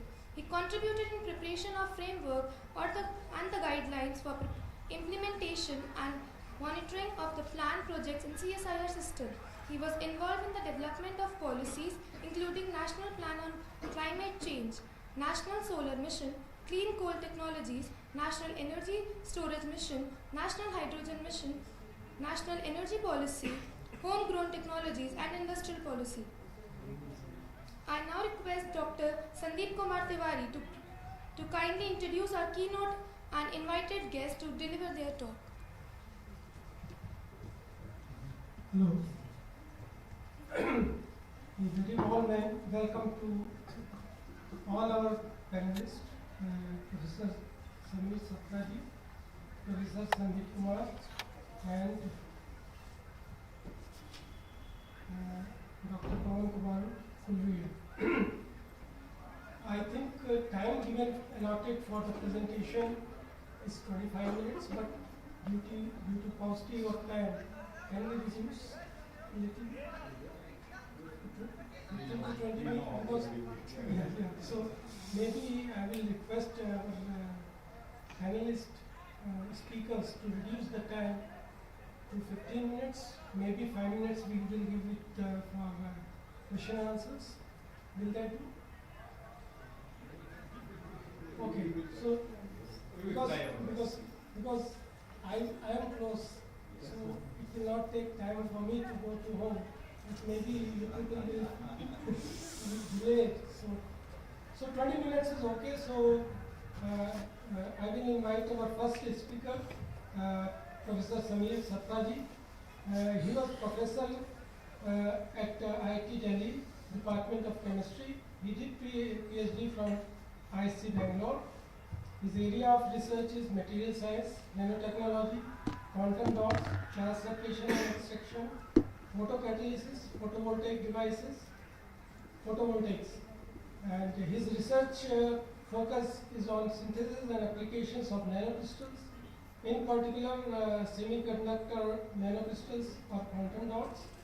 The interest in nanocrystals stems from the fact that these tiny fragments of matter exhibit properties dependent on size of the crystal. He has around 150 publications with total citation of 6,489 and H index of 42. Dr. Samir, please. Thank you, sir. Thanks to the organizers. I'm audible here. Thanks to the organizers for having this wonderful conference. So I'll be talking about two-dimensional transition metal dichalcogenides and the applications thereof. But before I start, let me tell you that I'm also heading the Central Research Facility, which quite a few of people, researchers in Amity are definitely using. Other peoples are also most welcome. It's people from outside India also use it, so you're most welcome to use. We have almost 60 plus facilities over here at crf.iitd. You can go and check this. Along with that also we have the Sati scheme to augment the CRF. So we have very high-end facilities over here. For example, the cryo TEM electron microscope, 300 kilovolts. So, and a lot of super resolution microscopes. So I invite you to use these things. Well, before I start my talk, let me thank the people who have done all the work, and that's my group, and in particular Shamim, who's now doing a postdoc with Andre Rogach, and Swati, who's about to finish her PhD thesis. These are the two people whose work I'm going to present today. Along with that, must thank my collaborators, Pralay, Shashwata, Dibyajyoti, and Praveen, and they've been very helpful at various stages of the works that I'm going to show you, and the funding agencies, of course. Okay, so this is the contents. I'll tell you something about molybdenum selenide nanosheets, then their nanoheterostructures with cuprous sulfide and with the perovskite cesium lead bromide. I've shown you structures for both 2D transition metal dichalcogenides and the perovskites. And then I'll see how these things can be used to stabilize the perovskites, which is a big issue if one knows about the perovskite-based solar cells. Okay, since I'm supposed to cut it down, let me cut down these things. What are TMDs? Well, they're just layered structures, at least that I have to tell you. And they have two different kinds of sites. Okay, one is the basal planes, which are mostly responsible for optoelectronic applications, and one are the edge sites, which of course are responsible for more catalytic applications. There are various ways to synthesize. Again, I skip this, but I just go on to one of the results from Shamim. And what he shows over there on the top is the synthesis methodology. We being colloidal chemists, I worked all my life with quantum dots, colloidal quantum dots. This year they got the Nobel Prize. So we being colloidal chemists, we use colloidal techniques for most of the things that I show you. So he takes this ACAC of the molybdenum and puts some selenium source, oleamine, into this at a high temperature, and lo and behold, you form molybdenum selenide nanosheets. If you look at any of the other nanosheets, or molybdenum sulfide or selenide or anything of that sort, the transition metal dichalcogenides, you'll see these beautiful TEM images, triangle structures with atoms precisely located over there. You can see them in a high resolution TEM. Not in our case. In our case, you find them very crumpled because of the fact that we have a lot of defects, a lot of selenium vacancies, as I've depicted over there, and because of these crumpled things also, and also seen in the high resolution TM images. But if we have vacancies, they are of use. What use are they? They mimic the edge sites. And if they mimic the edge sites, means they'll have good catalytic applications. So Shamim goes ahead and makes some of these electrocatalytic HER, hydrogen evolution reaction, which has been talked about today quite a lot. All you need to do is take your material, mix with Nafion carbon black, put a paste on top of the electrode, apply a potential, and see if you start getting some current. The current is because of H plus taking the electron and providing you H2 gas. So if you look at the, I think I can show it like this, yeah. No? Okay, don't worry. If you look at the graph on the left, A, then you see that the currents are very low. For the red one, the pink one happens to be platinum, which is the standard. The red one happens to be molybdenum selenide, single monolayer, and the green one is 6 monolayers, and the purple thing or whatever with the highest voltage happens to be bulk molybdenum selenide. So you're providing more edge sites, more catalytic sites, and you're getting a lower voltage to operate this, so you can get hydrogen at a much cheaper cost. Okay. The rest of the things show you about device stability and their operations. Okay, and I'll not go into them. Again, we are trying to save some time here. But Shamim goes ahead and makes some nano heterostructures, and if you want to make heterostructures, you have to worry about how the lattice match is. Is it good or bad? If it's good, yes, 0.329 nanometers, 0.379 nanometers. This is the lattice match that you really need to worry about. It's typically about 7%, which is pretty decent if you want to make colloidal heterostructures. So what he does is, he takes advantage of the fact that you have a lot of defect sites on top of these molybdenum selenides, and then he plugs them with some molecules, some thiol molecules called dodecane thiol. Okay, and then he adds some cuprous iodide on top of it. immediately, copper has a high affinity for sulfur, so it immediately forms cuprous sulfide. Okay, and these cuprous sulfide islands are present on top of it. You can see it from the TEM images. These are washed 4 to 5 times, and these are typically one monolayer thick as depicted from the AFM images of about 1.7 nanometers height. These okay. What we do is to establish that this is the structure, and quickly I'll tell you that if you look at molybdenum, it is bonded to 2 different environments. One happens to be sulfur, one selenium. And if you look at selenium, it's bonded only to 1, which is molybdenum selenide itself. Copper again is bonded only to 1, which is copper sulfide. And if you look at sulfur, it's bonded to 2. So molybdenum and copper. And that helps us assign this kind of a structure, a heterostructure, these monolayers and then the copper sulfide islands on top and how they are connected. Shashwata does all these theoretical calculations for us, and he tells us that this is a type 2 kind of a heterostructure. A type 2 kind of heterostructure is something which was also mentioned in the last talk by Professor Ravinder. What happens is that you can separate the electrons and holes in 2 different regions of space. And if you can separate the electrons and holes, then you have good applications for these. For example, we made some photo detectors. Okay. And if you look at the green curves, these are the photodetectors that are made from MOSE2 Cu2s. The blue curves are only with MOSE2 with thiol passivation, not the Cu2s. Thiol passivation happens to remove the trap states, and therefore the conductivity becomes higher. The red one is from only MOSE2. Well, that's about just 27-fold, whereas the green one is roughly about 3,000 folds, 3,700. So the on-off ratios, and that makes good photo detection. We also went to DRDO SSPL, and one of their joint students over there, Shubhankar, he made these very nice devices on gallium arsenide, where the on-off ratios were typically 10 to the power 5. So these are very stable, robust devices, and also they, if you look at the curves on the bottom left, then they also operate in the near-infrared regime. That's very interesting for a lot of applications, by the way. Now again, coming back to the theoretical considerations, if you look at the type 2 heterostructures and place the normal hydrogen electrode, then the energy of the normal hydrogen electrode lies between the gap, which means that we can give a very small potential both for the oxygen evolution reaction and for the hydrogen evolution. So one needs electrons, one gives off electrons.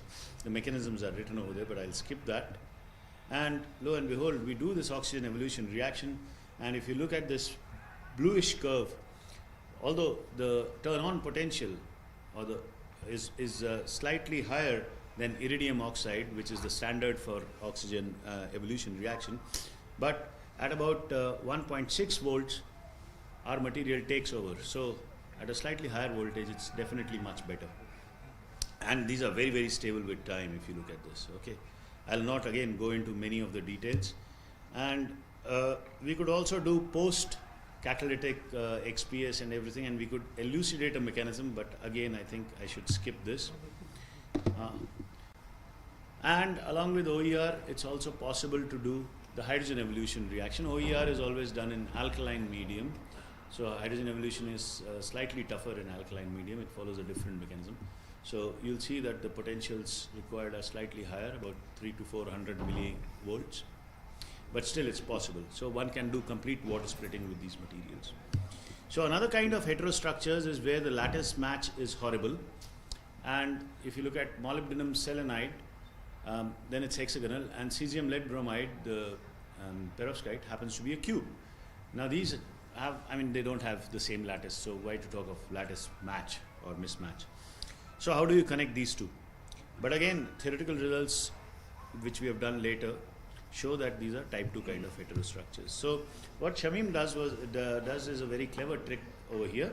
He says, I'll use a connecting molecule, a linker molecule, which is 4-aminothiophene. The thiol goes and sticks on the vacancies that are there on molybdenum selenide, and the ammonium group, that goes and sticks up which attracts all the cesium lead bromide. Again, if you look at the TEM images, these are stuck onto these things and they form a type 2 kind of heterostructure. I can tell that because of the fact that my luminescence drops down as these heterostructures is formed. We can also make photodetectors. They give much better photo detection, the red one. Efficiencies. Oh, thanks. Yeah, but anyway, I can point only on one side and there are people sitting everywhere, so it's okay. So the photodetector efficiencies are pretty good. I mean, these were 20,000 fold on-off ratios. And also the fact that cesium lead bromide is a photovoltaic material, so even at 0 volts, you get some photo detection. These are self-powered photodetectors. Very nice.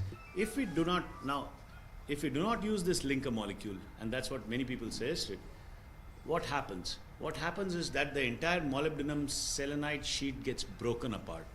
You can see the top right TEM image, the sheet is breaking apart. And it tends to form lead selenide nanoparticles. And so these lead selenide nanoparticles are then consumed in the presence of cesium precursor, and then it forms cesium lead bromide and leaves some small dots of lead selenide on top of these cesium lead bromides. Okay, this can be seen in some of these TEM images if you zoom them enough. And it can also be seen in the elemental analysis that in these cesium lead bromides you also have selenium, so lead selenide particles on that. What happens with these lead selenides is something very interesting. If you look at panel B, the panel A is absorption, so don't worry about it. Panel B, the fluorescence intensity of cesium lead bromide increases drastically. If you see panel C, the numbers are written. 56 is without lead selenide, 63 is with some large amount of lead selenide, and 90% is with a very small amount of lead selenide. And if you see panel, the last one, it's very stable over 6 months. So it's got to be very stable for the solar cell. If you look at the panels below with water, as we add water, the stability is enhanced compared to the pristine cesium lead bromide. And all this is because of the fact that lead selenides, when you dope them in a small amount, they eliminate some of these vacancy states that are present in panel A. Okay, but when you add a lot of lead selenide, they form their own states and therefore are also responsible for slight degradation of the fluorescence efficiency. But stability is still retained. This is not just for cesium lead bromide. We've also seen these things for cesium lead iodide, which is the main material for photovoltaics, and iodide bromide, which also people use for the photovoltaic cells. Okay. Now, if you have to make cells, you need to make films. So when we started making films of these, we saw some very interesting effects. So if you make a film of cesium lead bromide, and on top of it you make a film of cesium lead iodide, then what happens? Then focus on the left panel, the yellow-orange curve. These anions, they start to migrate and it forms a mixed phase. Cesium, lead, Br 1.5, I 1.5. And this happens within minutes. Doesn't take more than 2 to 3 minutes, maybe 5 minutes. And all you get is a mixed phase. But if you have cesium lead bromide with some small amount of lead selenide and cesium lead iodide with some small amount of lead selenide, then this does not happen. Look at the black curve or the cyan curve. And see the curves on the right, this is stable for more than 6 months. So which means your device, it's not mixing at all. Your devices can be now very, very stable. Okay. So the next thing is, of course, that we start making some devices with these. We make only photoconductors as of now, but we definitely need to make solar cells. So I hope I have managed. So let me summarize then. These 2D transition metal dichalcogenides, they are very useful for many, many applications. I have shown you some photodiodes and photoconductors, and it's also useful for electrocatalysis. And there are various nanoheterostructures which can be designed, and there's a need to engineer these 2D materials, the transition metal dichalcogenides. Not just that, I mean, you have already shown carbon nitride and boron nitride. And what we've also seen researching these transition metal dichalcogenides, that perovskites can too be stabilized, and which is something very useful. Thank you so much for your kind attention. Thank you, sir. Now, the house is open for questions. Sir, what is responsibility and directivity for this? Sir, I just don't have it off my head, but it's all published. Huh? Tentative. No, it's all published. No, nothing tentative. It's all published. Any quantification? Sorry, I just don't remember the figures, but it's there in the publications. I've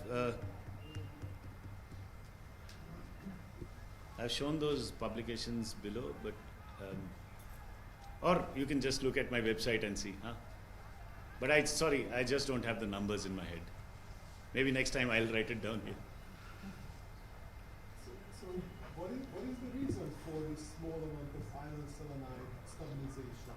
So why is it? Yeah, very nice. What is the reason? Yeah, thanks. If it's too much, yeah. The reason. So how much is this small? Because it says small. These are less than 2 nanometers. All of these islands.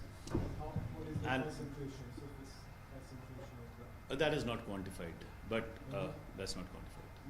But the reason is that all these perovskites have a lot of defects, and the majority of these defects are anion vacancies. Selenide goes and sits in one of these anion vacancies and plugs this vacancy. The reason why these anions migrate is because one anion moves from here to the next anion vacancy, and this hopping continues. But once selenium comes there, and remember, lead selenide happens to be a more covalent bond than lead iodine, which is more ionic. So this covalent bond doesn't also dissolve in water so easily. So we said here use molybdenum diselenide as photodetectors. Yes. So these can be used for other photocatalytic applications also, because the properties are like fixed. We've not tried them. I mean, we've tried them for electrocatalytic applications, but yes, one should try. Yes. Sumit, very nice talk. I just have a very quick question regarding the stability. For almost like 6 months, 120 days, you have tested the stability. Is it tested under normal atmospheric conditions or in glove box conditions? No, outside. Outside, okay. Yeah, thank you. Solar cells can't work in glove boxes.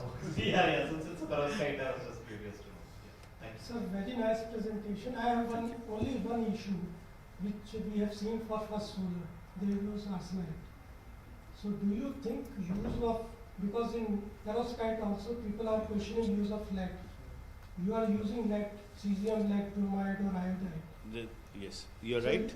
It's a very big concern, of course.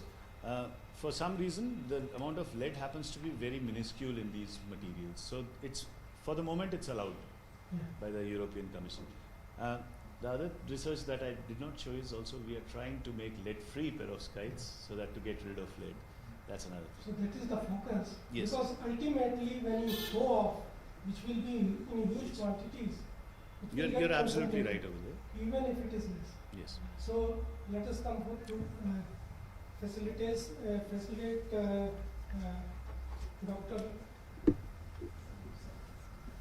Dr. Sapra.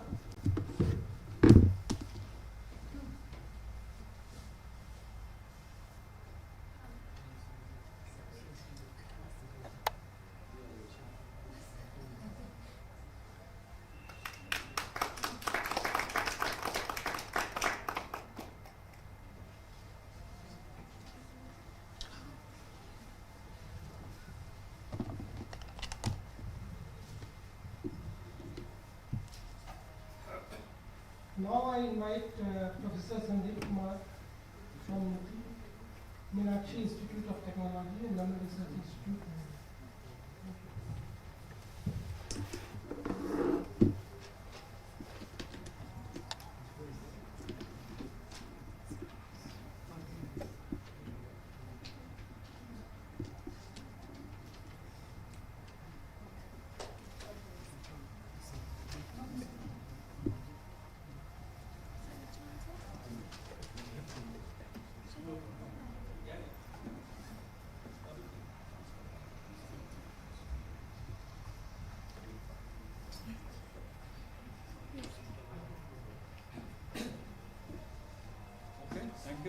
20 minutes.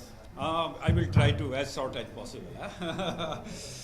Okay, so at the outset, I would like to express my really sincere thanks to all the organizers for giving me this opportunity to come over here and have a discussion with all of you. So my talk is basically on liquid crystalline nanocomposites as advanced material for optoelectronics.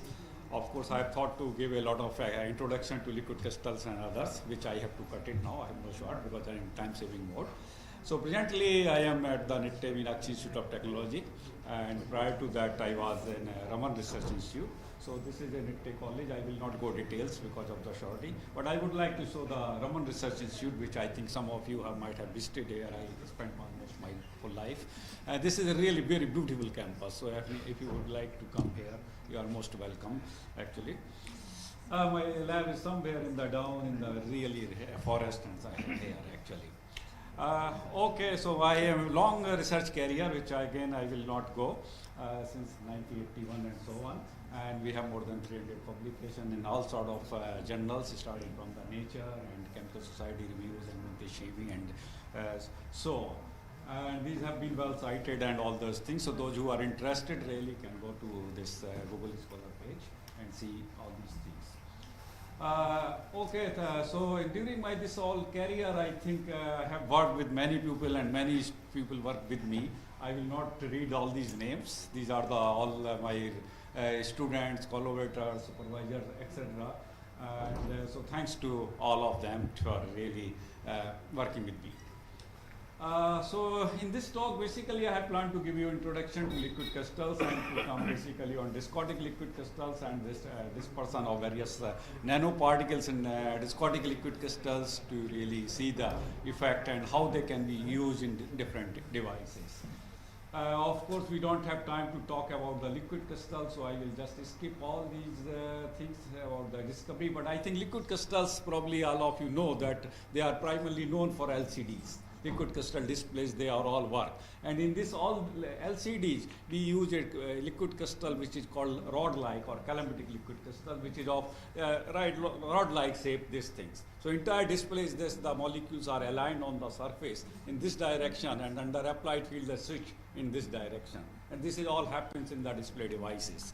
So around in the 1970, so these LCD liquid crystal becomes very famous for the LCD devices, and people were thinking this is the only application of liquid crystals. But at the same time, in my institute, Raman Research Institute, my senior colleague, Professor Chandrasekhar, and they basically discovered that it's not only the rod-like molecule, they show the liquid crystal property, but disc-like molecules, like a coin, they can also form liquid crystal properties.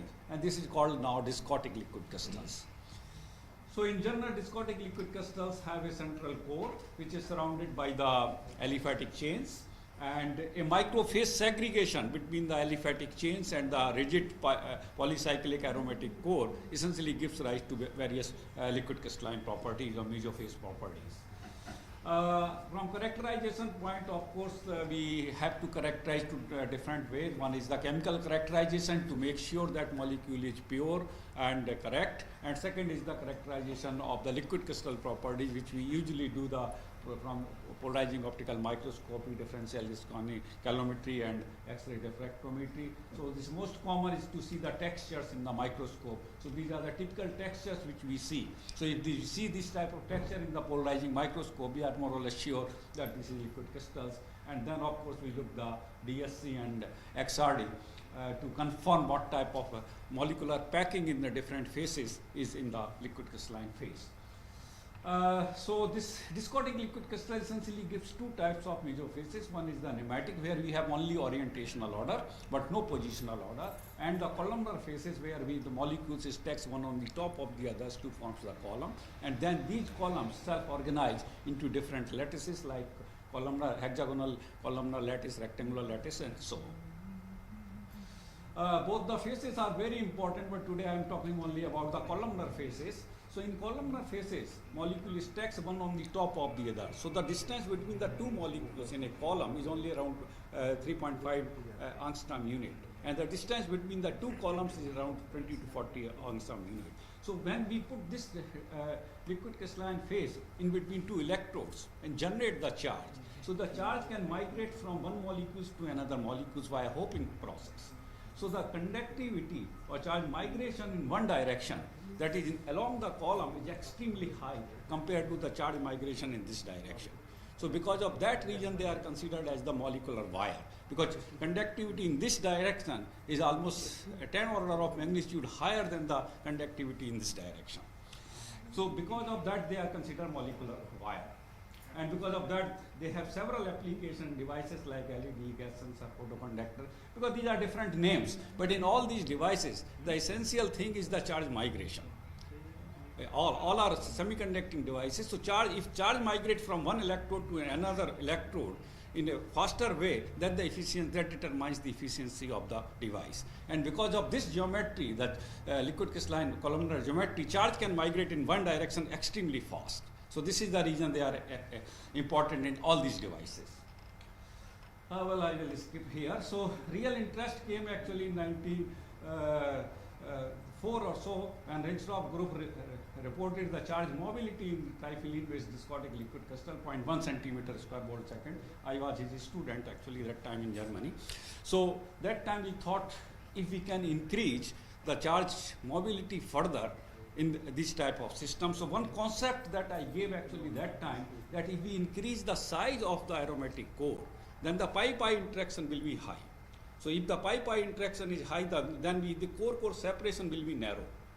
So that it will be easy for the electron or hole to migrate from one molecule to another molecule. So on that basis, we have prepared hundreds of really large core discotics, which we call the nanographene systems.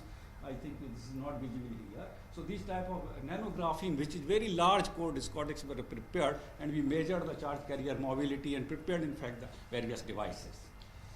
Okay, so this was one aspect. So other aspect, when I joined the Raman Research Institute in 2002, that time I thought, why not really that time this nanoscience and nanotechnology was really going in all many different fields. So I thought, why not we introduce this nanoscience and nanotechnology in liquid crystal field. So this is the term which I gave the liquid crystal nanoscience. So we disperse various zero-dimensional, one-dimensional and two-dimensional nanoparticle in discotic liquid crystal to see how they affect the physical property.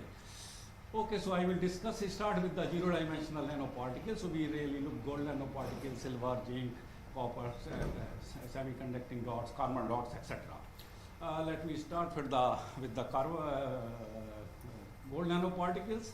I will skip all these things. So we prepared the gold nanoparticles, which is fully covered with discotic liquid crystals, with the idea that these gold nanoparticles could be the liquid crystalline. But actually, even after a lot of hard synthesis, we prepared it, but they were not liquid crystalline. So then we dispersed these small gold nanoparticles in the classical discotic liquid crystal to see the effect. So we disperse about 1%, 2%, 5% of these nanoparticles in the classical discotic liquid crystal and characterized by the three techniques, polarizing microscope, DSC and X-ray, and we see that there is practically no difference almost. So this means by dispersing a small amount of the gold nanoparticle, there is columnar phase retained. There is no change in the liquid crystalline property. However, we see that there is a huge change in the conductivity of the systems. It's 6 order of magnitude. 1,000,000 times conductivity increases just by doping 1% of the gold nanoparticles. So these were very remarkable results. People were not really ready to accept it, but then it was verified by the British groups and other groups. Then they obviously accepted that yes, these are the correct results. So we are the first one to show that simply by doping small nanoparticles, we can increase the conductivity huge. We extended this works to silver nanoparticles, more or less same results in different phthalocyanine-based discotic liquid crystals, then cadmium selenide and cadmium telluride quantum dots. And the most recently we thought, why to go to such expensive materials, why not work with the carbon dots? So we prepared the soluble. In all these materials, our nanoparticles is always soluble, organic soluble. So that means we have to do the chemistry to passivate with them with the organic moiety. So we prepared the carbon nanodots, which is passivated with the organic material and dispersed in the discotic liquid crystals, and surprisingly we got the similar results. So we got the 3 to 6 order of magnitude change in the conductivity, and here we also look the charge mobility by time of flight method, and we see that yes, time of charge mobility is also increases in these systems. So this type of doping of even carbon dots is very important because we can, for any semiconducting device, we need high conductivity, very good charge mobility, good fluorescence. So these are very good systems actually. Okay, so in general, what we see, what is the mechanism of this charge increase in the conductivity? So there could be different mechanism, but what we think that these nanoparticles disperse randomly in the columnar structure, and because the nanoparticles are electron deficient systems, on the other hand, the discotics are electron rich systems, so they probably forms a charge transfer complex, and because of the formation of this charge transfer complex, the conductivity increases. Other mechanism that they can probably make a chain of the nanoparticles separately, and this is the reason why conductivity increases. So recently our friend Gautam has done a lot of his work with the carbon dots actually on these systems, and he found that yes, they really align the liquid crystal very smoothly in one direction, and this is very interesting result. So a lot of physical studies have been done, which I will not really have time to cover it, and I will just go quickly to the one-dimensional system. We use the carbon dots, single wall carbon nanorods, gold nanorods, and cadmium selenide nanowires. And essentially here idea was that can we use the columnar matrix to align these rods, one-dimensional nanorods. Well, I will skip all the introductory part. So here idea was to basically see if they can align. Again, we are as organic chemists, so we prepared the single wall nanorods, which is covered with the discotic molecules, and these were dispersed in the discotic liquid crystals. We again characterized with the polarizing optical microscopy, DSC, STM, etc. devices. And upon doping, what really we found that they again, by doping these nanorods, there is no change in the columnar mesophase formation. However, what we see is very interesting thing that in the case of zero-dimensional nanoparticle, there was no change in the d-spacing. D-spacing means the distance between the two columns. But when we dispersed the nanorod, there was a change in the d-spacings. So the columns had gone apart, which was almost like the d-spacing change was almost equal to the diameter of the nanorods. So this means the nanorod goes in between the columns. And these results are very important. That's why it appeared in the Angwantishimi, because till that time, there was no way that we can align carbon nanorods in one direction.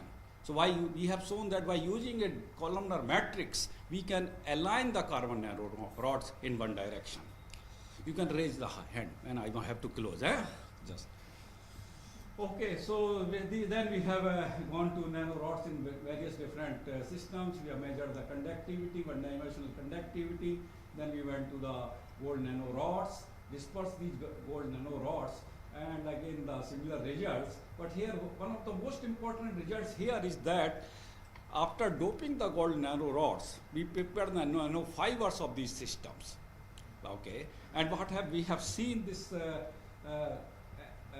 Okay, this is the darkest STM image. You can see the bright things, which is rod. That is basically the gold nanorods. And this direction, what is the other things you are seeing, is the fiber axis. So this way we have shown that the gold nanorods really goes in the direction of the columns. And this type of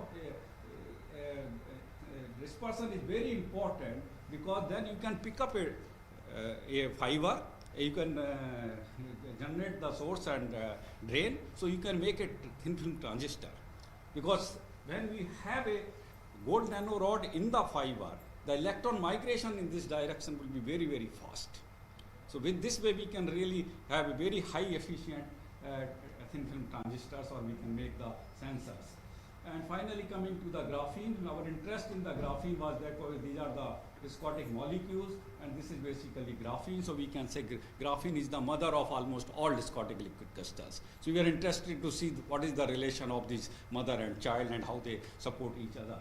So we prepared the graphene layer via chemical methods, again functionalized to make them processable, and disperse them into the discotic liquid crystals, again fully characterized with these things. And what here we have seen, basically with the use of the cryo-SEM imaging, what we have seen that the discotic molecules, this graphene goes in between the layers of. So you have the columns, then you get a graphene layer. So this is like a molecular building. You have the pillar of discotic liquid crystals and a layer of the graphene as a roof. So this we can basically, probably you are not able to see here in the last image, basically what in the bottom you are seeing the columnar, the graphene layer, two graphene layer, and in between the two graphene layer you can really see the columnar structure. So this was very, very interesting results actually, and because of the paucity of time, I think I will not go further details. We have also done the nano disc, and I think I will conclude my talk by saying that we have really prepared hundreds of, I think, discotic liquid crystals. We have prepared various nanoparticles, gold, silver, semiconducting, carbons, etc. And by doping them, we have seen that zero-dimensional nanoparticle have a random distribution in the columnar structure. One-dimensional nanoparticle goes along the column, and two-dimensional nanostructure goes on the surface of the column. In all the three cases, the physical properties like conductivity increases in all the cases. So they are very interesting in devices like solar cell or thin film transistors and etc. I think I have no much time to really discuss further. Thank you very much. Any question and comments are most welcome. Thank you, sir. You have finished well within the time, 15 minutes. So actually, I have forgotten to introduce you. It doesn't matter, sir. Your illustrious career, I must speak upon that. Mr. Kumar is professor in MITI, University Institute of Technology. He had a distinguished research career in soft condensed matter, as we have seen, at Raman Research Institute, very prestigious institute. Mr. Sandeep Kumar's area of research is viscotic liquid crystals and nanocomposites for optoelectronic, photonic and photovoltaic application. His research is concerned with the design and synthesis of various liquid crystals, crystalline materials. He is interested in understanding the structure-property relationships in these intriguing self-assembling supramolecular architectures. He has worked in the areas such as design and synthesis of novel liquid crystalline materials, development of new synthetic routes, search for new reagents for synthesis of LCs, synthesis and characterization of various 0, 1 and 2 dimensional metallic, semiconducting and carbon nanoparticles, etc. So the house is open for questions. Anyone? It was flash only, so I think I could not explain much things, but yes, there's a question. Very late, so we are seeing very thin audience. Yes. Such a good topic. Yes. It must be a very much interest to, especially to students. Not seeing many of them. Yes. So faculty, any questions from your side? You can contact me anytime actually, just you can look the Google or something, you will find everything. Otherwise Gautam is anyway here. So organizers, thank you very much. regarding facilitation, that will be at the end? Yes, Okay. So we will invite our next speaker, Professor Samir Eswar. Professor Pawan Kumar Kulria. Professor Kolaria is Associate Professor of Physics at School of Physical Science, GNU. His group focuses on fundamental and applied research for engineering the properties of materials using energetic ion irradiation and the development of advanced materials for energy applications.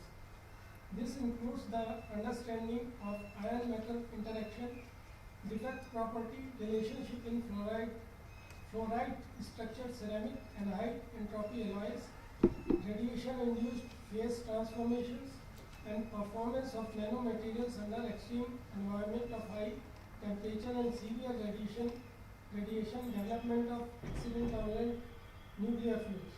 He has also worked for 2D materials particularly MOS2 and MXGs, which is very emerging topic for gas sensor applications. Dr. Kulia has authored or co-authored over 155 peer-reviewed articles with more than 3,100 citations. He is the editor of International Journal of Energy. Dr. Kulia, please. Thank you. So thank you very much, Chairman. Good afternoon to all of you. So first of all, I would like to thank organizer for inviting me in this prestigious conference. So next 20 minutes or like that, I will speak about this one, energetic ion radiation induced effect on high entropy alloy. So in our laboratory, we have designed new type of alloy, and these alloy can be used for nuclear energy applications. So we are working in this area. So basically, we are working on area that is related to nuclear energy. So particularly, we are designing some material that can be used as a fuel for nuclear reactor, and then there are another ceramic. They can be used. You know that in nuclear energy, high-level radioactive waste is coming from the nuclear reactor, and we need some material that can be used for disposal of these high-level radioactive waste. So we are designing these material, and then with the help of particle accelerator, we are doing radiation damage study, and on the basis of that, we can evaluate the performance of these materials. In addition to that, recently we have started a new area that is high entropy alloy, and again our main purpose is to design these radiation resistance alloy and these. So in today's talk, mainly I will focus on high entropy alloy. So when we talk about nuclear reactors, so you know that there are various type of material that is being used in nuclear reactor, and broadly these material can be classified into three categories. One type of material that is they are like different type of stainless steel that can be used.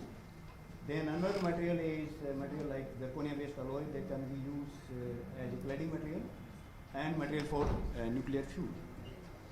So broadly we can classify these material in three categories: structural material, material for nuclear fuel, and material for shielding and immobilization of the high level waste. So before going to discuss about the material design, main thing we need to understand like that when we are talking about the nuclear reactor, so we are facing the extreme condition. You not face this type of condition in any industry or like that, because in nuclear reactor we have very high intense nuclear neutron flux. In addition to that, there will be a proton and radiation will be there. Then at the same time, material will exposed to the high temperature, high pressure, and it will also face the harsh chemical environment. So we need to design a material that can able to sustain all these extreme conditions. So any material that we want to design, it need to quantify these conditions, like it's supposed to have very good mechanical properties under all the conditions of the operation of the nuclear reactor. It's supposed to have no absorption for the neutron. It should be stable under intense gamma and neutron radiation, low rate of corrosion with the fuel, moderator as well as coolant, easy to fabricate, and acceptance cost. So if you will consider all these conditions, so these are possible options that we have, like stainless steel, graphite, beryllium, aluminum, magnesium, and zirconium. But you know that stainless steel is very good choice, but it have very high neutron absorption cross section. So that's why in future reactor we need to replace it. Graphite is again good, but its mechanical property is very poor. And for these materials, they don't have any good mechanical properties. Zirconium is very good material, but problem with the zirconium is that when it exposed to the water, then it dissociates the water and it will produce the hydrogen. And that hydrogen was the main reason for this Fukushima accident in Japan. So when we design new material, first thing is that we need to testing of these material. So there could be one option like that, we can put the material in the nuclear reactor and then we can test it. But it will take a longer time because that dose rate that we required is very low. Okay, so sometimes it will take like 10 years. So we cannot wait for that number of years. So that thing we can quantify.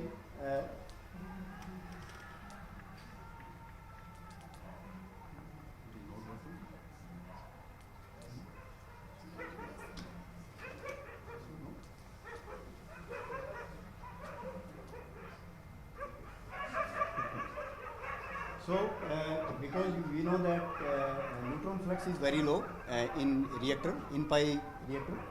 So in that case, we are going to use surrogate approach. So in surrogate approach means like whatever time that like 10 years that is required in nuclear reactor, same type of radiation damage with help of particle accelerator we can do in few hours. Okay, so that's why particle accelerator is very important.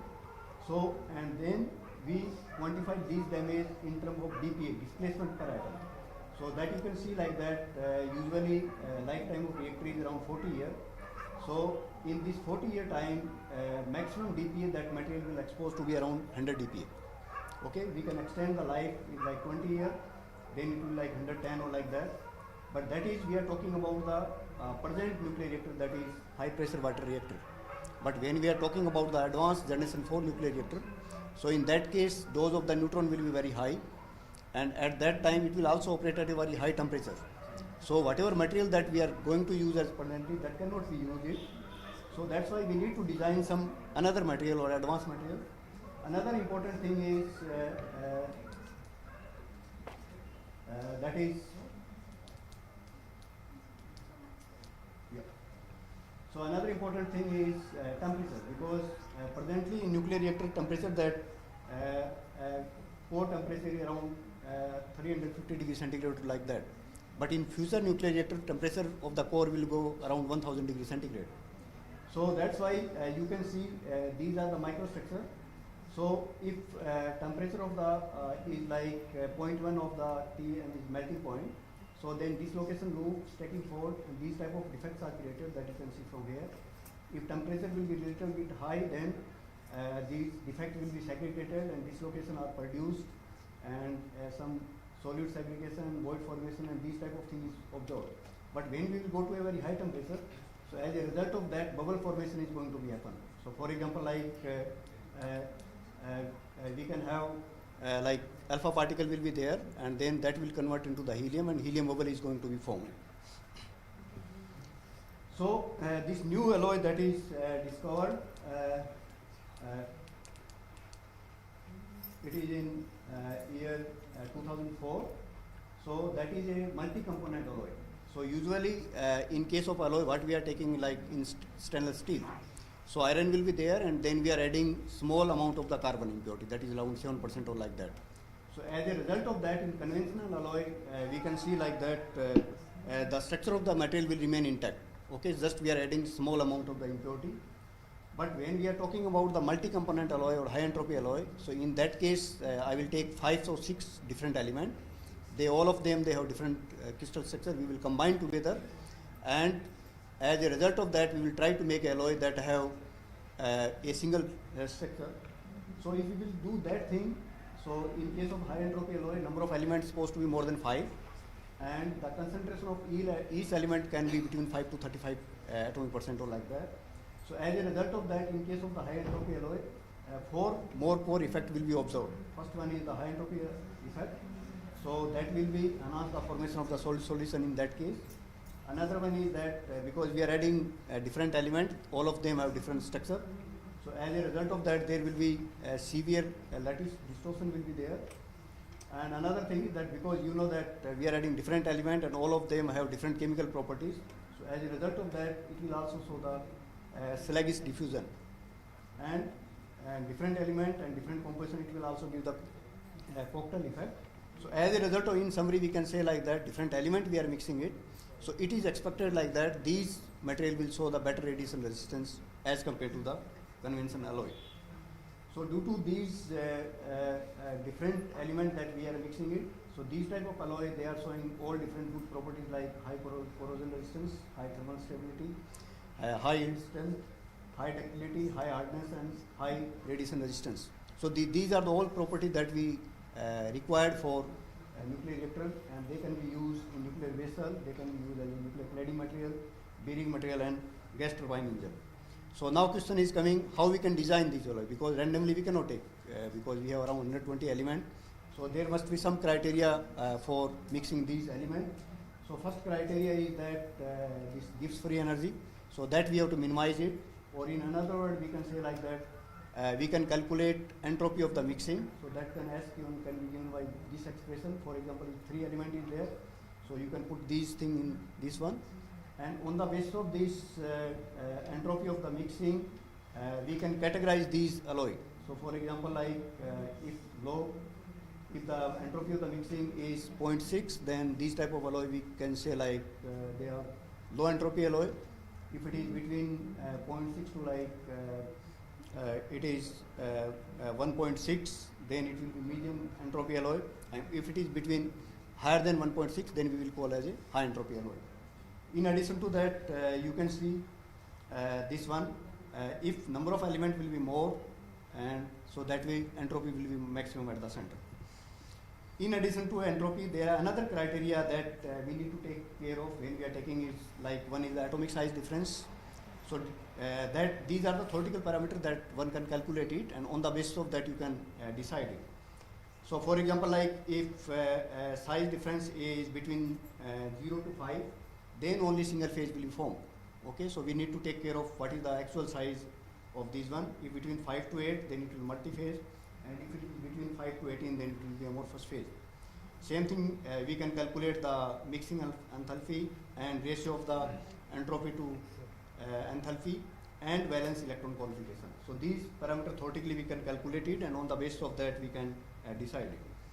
So for example, like here you can see in this case, this is valence electron qualification. So maximum time that you can see these calculation has been done for these different elements. So most of the time we can see like it will form the mixed phase of the FCC and BCC phase only. So there are only certain conditions. In that case, either I can get the FCC phase or I can get the BCC phase. So on the basis of that, we have selected a palladium, because you know that there are few studies on this alloy, manganese based alloy, because this is discovered in 2004. And in our case, we have replaced manganese with the palladium. The reason for that, if you compare the ionic radii, so among all these elements, manganese has the highest ionic radii. And we have put palladium because that is again higher than that. And then we have done all calculation, and on the basis of that, we observed like that it can go in the single phase. And if we are adding these different elements and they have large size difference and still it is making single phase, then it is expected like that it will give the better addition resistance response due to these parameters. So now question is coming, how we can synthesize these type of alloys. So synthesis process is very simple. So we can take these 5 different elements in stoichiometric composition. Then we can use arc melting setup, and we can apply a current like 100 ampere, and then we can melt it. After that, you need a quartz sealing tube. You can seal these material, and then we can put it in furnace for annealing 24 hours, and after that we can do the XRD, and from there we can get it. Then we need to cut it down, and then we can do the rolling of these, and again when we are doing the rolling, at that time we seen like that it is showing the phase change. So again we seal the material, again we have done the annealing at 800 degrees for 1 hour, and finally we polish this material, and that material we have put it in the accelerator for the radiation damage studies. So these are the particle accelerator that we have used. That is, these are the machine that is available in the IUAC. So we have different range of particle accelerator that we can have energy from the kilo electron volt to up to we can go like MeV energy range. So in this study, I have used this ECR ion source. So the beam that I have used in this case is we have used 300 kV beam at a low energy ion facility at IUAC. So in that case, our aim is to simulate the effect of the xenon ion. So we have taken 1 MeV xenon, and then this fluence is basically time that we have iterated for different time. And the beam current was this around 5 micron. And on the basis of these are some theoretical data from there, using this thing software we can know what is the range of the ion and how much dPa. So main thing I want to highlight here is that we have used a fluence of range of order of 10 to the power 16. So in that case, dPa will be like 100 and 400, because as you've seen like that in actual reactor, presently we need around 100 dPa. But in this case, we have exposed material up to 400 dPa, and so that future it can be used for the future reactor, and then how this material is behaving. So this one is X-ray diffraction data. So this is the pristine sample, annihilated sample. So there you can see like that it is showing a single phase FCC solution.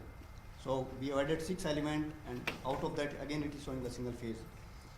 And then these are the effect of the radiation damage. As you can see like that, we can go to a very high influence, and around 600, even after 600 400 dPa, this material will remain its structural integrity. So that is, it is a highly radiation resistance material.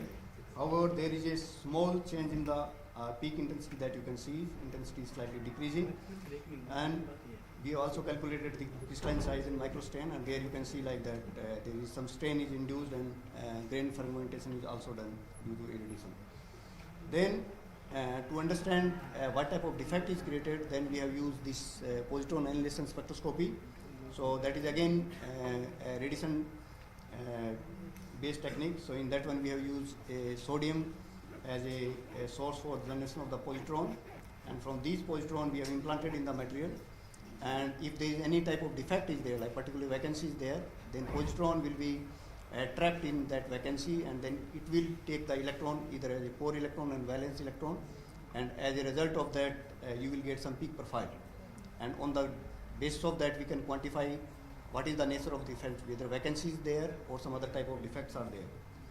So basically this type of profile that we will get it.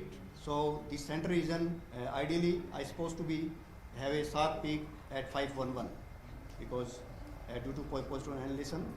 So the depending upon the number of the count in this peak and divided by total count, so S parameter will give information about the vacancy that is present in the material. And tail region, that is coming as a result of if there is annihilation of the positron due to some core electron or like that. So that will give the W parameter. So by measuring these S and W parameter, we can quantify what is the nature of defect that we have. So this is the data that you can see. This black date is for the pristine. Okay, so this we have used this VPAT software, and from there we have done the simulation.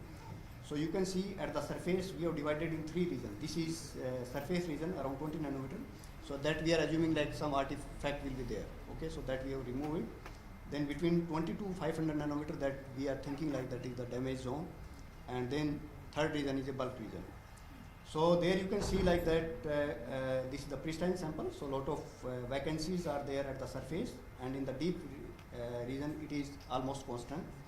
But when we have irradiated at a fluence of 1:16, so there you can see like that concentration of the vacancies are large at this area. Okay, and then as we increase the fluence, then concentration of the vacancies are increasing, and the peak is also shifting toward the surface. Okay, so if we will irradiate for the more time, it may be possible whole area will be damaged. Okay, so but main thing I want to highlight here is that due to these xenon ion radiations, so maximum type of defect that is produced is the vacancy type of defects are produced. Same we have calculated W parameter, and then same effect that we can see like that other type of defect is concentration is decreasing and vacancy concentration is increasing. And then we calculated this concentration of defect, and that is order of around 20. Then in addition to that, to further quantify this thing, we have also done electron microscopy. We make the thin film of these material by using pulse laser deposition technique. And from there again we calculated the density of the dislocation, that is from the TEM it is order of 10 to the power 15. Same order that we got from the XRD, although number is slightly different, so that is due to different technique. Then after that we have done the mechanical property measurement on these materials. So this one is the pristine sample, and these two data is from the irradiated sample. So there you can see like that when we irradiated it, so the hardness of this material is increased. But when we increase the successive ion fluence, so after that there is slightly decrease in the hardness, but there is not much change in the hardness, or we can say that it will remain almost same. So that way it is a good material. So these are the data from our group, and then in addition to that there are some another data that is published by some other group, and in that one they have use this Rutherford backscattering technique, RBS technique, to quantify the defect. So in that one, they have studied the effect of the concentration. So in that one, they have taken the nickel, and then they have added different concentration of the iron. So by adding the different concentration of iron, that you can see like that, as they have added more and more iron, and then the defect concentration is decreased. Okay, so that way one can design the material like there could be different way. One could be like we can add the different element. Another could be like that you can take two element and then you can change the concentration, and on the basis of that one can able to design. Yes, sir, sure. So same group, they have also quantify this one by using electron microscopy. So there you can see like that this is the dislocation loop. So size of the dislocation loop in pure nickel is very large, but when they added the iron like 20% and 50%, there you can say size of the dislocation loop is reduced. So that way one can reduce, or we can have a better radiation resistance material. Then in this one, they have changed the effect of the different element like nickel, nickel iron, and nickel chromium. So this one is for pure nickel. So as they have, we are adding more and more element, the radiation resistance response is improving in this material. So same thing, it has been here. They have same nickel, and they have added the different element like iron, chromium, manganese, and palladium. So there you can see like that, you know that the difference of the ionic radii of palladium is large difference. So that's why the concentration of the defect, or it will be very small.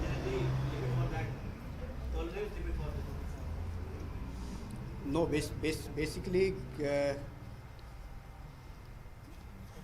so particularly like that, when we irradiate the material with the ions, so there are two ways by which it can transfer energy to the lattice or like that. So if energy of the ion is low energy like kilo electron volt, so then the speed of the ion is very low, so it will transfer energy to the nucleus, and as a result of these vacancies or these type of defects are created. So that I have explained it. So that is mostly we are calling as a nuclear energy loss, and in that case nuclear energy loss in this will be, I think, yeah, it is not there, but that will be value will be very small, because usually when we are talking about the low energy, so we are talking about the DPA, displacement per atom. Means if I bombard one ion, so how many ions they are displaced, that is we are calling as a DPA. So usually in nuclear reactor, because in principle I supposed to be irradiate this material with a neutron, because that is the ideal situation. But nuclear reactor, they are not accessible, because we have only 3 nuclear reactors in India. And another thing is neutron flux is also very low. So usually in nuclear reactor flux is around of 10 to the power 15 or like that. And you know that we need to test like order of 10 to the power 22 or 24. So in that case it will take a like 5 year or 10 year or maybe more than 10 year. So that's why instead of using neutron, we are using surrogate approach. Okay. So I hope I answered your question. Yeah. Any more questions?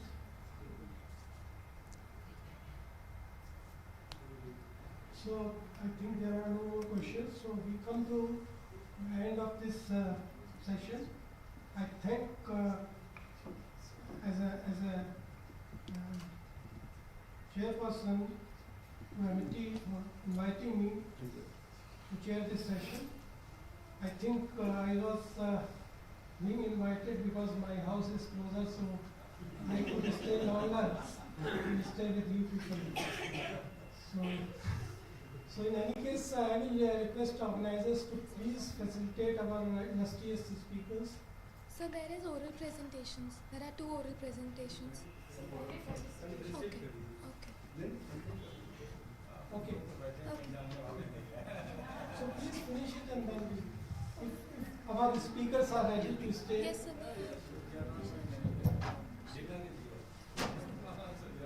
So now there are 2 oral presentations aligned. 5 minutes. Yes, please. There's a time constraint, so please maintain 5 minutes time limit for oral presentation. First one is Anamika Chatterjee from Amrita Vishwavidyalaya.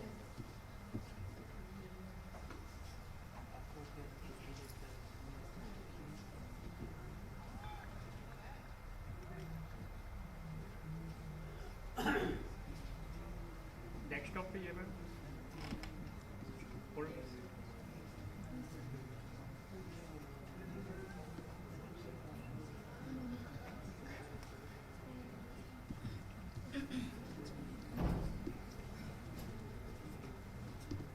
Good evening, everyone. So I am Anamika Chatterjee. I am skipping from the beginning most of the slides because otherwise I can't able to finish. So I am just telling my work is on microalgae as a potential candidate for the solar energy harvesting towards the sustainable future. Algae is nothing but a plant material which devoid of the root, stem and leaves. So this primitive kind of algae we are using and we are integrating with the engineering and towards the sustainable future. This is our work actually. So I am generating algae from the electricity from the algae. So I am skipping why I am using the algae, all those things. Just the things due to the photosynthesis, already plants able to have produce the glucose, that is the sunlight, to chemical energy. They are able to produce, but instead of the chemical energy from the sunlight, directly we are trying to produce the electricity. So this is actually kind of photovoltaic cells. Here we are using the algae, so we are calling it is as a algal photovoltaic cells.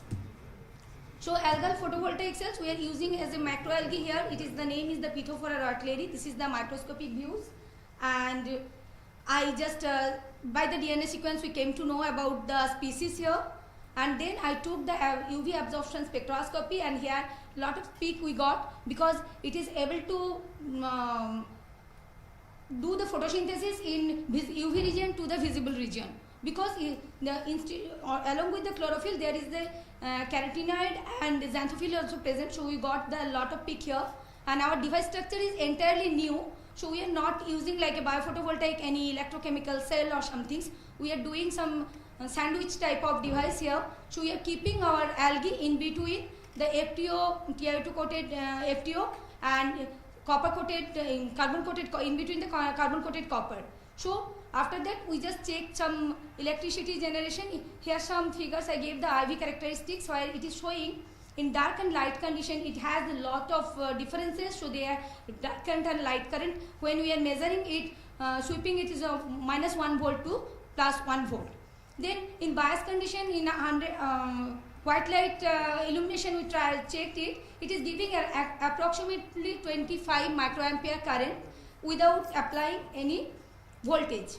And when you are, after sometimes I just showed the pink color, that is showing the, when I added one drop of water, it is increasing again, and the current is increasing again. Because of that, here the ultimate source of electron donor is the water.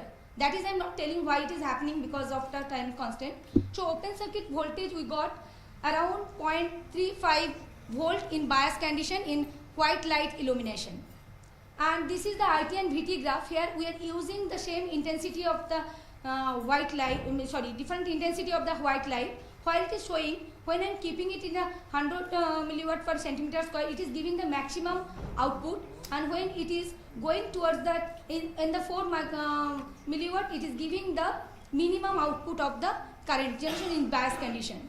In case of voltage also we are getting the same things. Along with the intensity we are getting the more voltage here in bias condition. Then we tried with the different wavelength, various wavelengths of light with the same intensities. That is, it is wondered when we are coming to the visible region to the UV region, so it is continuously increasing the showing the more output. So in UV light 365 nanometer we are getting in 1 centimeter square devices we are getting 1.25 milliampere current without applying any current and voltage. And even the voltage also we are getting 0.6 voltage in UV condition, whereas in the 560 nanometer we are getting it is the 0.1 volt, and 450 nanometer we are getting around 0.2 volt. So this is continuously 405 we are getting around 0.25 volt, and when we are coming to the 365 it is giving around 0.5 to 0.6 volt to us. So then we tried it because it is without applying any electricity, because plants are not doing their photosynthesis from the electricity or light, electrical light. So we kept it in the open sunlight and we tried whether our device is working or not. So it is wondering when we are keeping in the sunlight, the series connection we saw that in two devices it is giving around 1.2 volt, and where the single device is giving around 0.5 volt. and then I kept the 10 devices together under the sunlight, direct sunlight, and it is giving around 5.53 volt of the current voltage without applying any current there. So it is proving that it is able to produce even the direct sunlight current and voltage generation. So we compare our devices with the many reported photoelectrochemical cells, that is the mostly photovoltaic, biophotovoltaic cells, and some of the microbial fuel cells, and they are compared to their output, our output is very high, because our device is giving in 1 centimeter square device itself 1.25 milliampere of the current, while the other devices are quite comparatively very low. So why it is happening? There is a proposed mechanism is that, so what we are, because the photosynthesis, there is a jet scheme, so there are actually two photosystems, so that is the two reaction center is associated with the one plastoquinone pool. So in presence of sunlight, the chlorophyll is getting excited, it is removed, the boosted of electron then coming up from there, and there will be, they create a hole. In the reaction center, it will be the created, will be oxidized, and it will be the created a hole, and it will come and it will be accepted by the first electron acceptor, the plastoquinone, it will be reduced, and it will reach to the NADP, and it will produce the reduced NADPH. And at the same time, then pH1 will be created at the hole. The whole of the pH12 will be filled by the electron coming from the pH2. So then from where the pH2 will get the electron, so it is coming from the photolysis of the water. The water is taking for the photosynthesis, the plant is taking for the photosynthesis. It is splitted out and it is producing the electron, it is fill up the whole of the pH2. So this is continuous process. In between, some of the electron will come out from that photosynthetic electron transport chain, and it will come to the membrane of the thylakoid membrane, and it is called actually the exoelectrogenesis process. By this process, if we are keeping two electrode, we easily can collect that electron flow from there, and we'll get the current and voltage from the directly from the algae. So this is the things, and I'm coming to the conclusion. So our device is exhibiting, I told, even the UV light is a 1.25 milliampere of the current in a 1 centimeter square devices and 0.5 volt, and this is the actually for the sustainable future, we can say this is the only process where we will get the carbon negative electricity, because we are not using any kind of, we are not combustion, we are not using any kind of energy here. Directly from the sunlight we are getting it, and it is just fixing the atmospheric carbon dioxide due to the photosynthesis process, and at the same time it is producing the oxygen, and world's 75% of the oxygen is evolved from the algae only.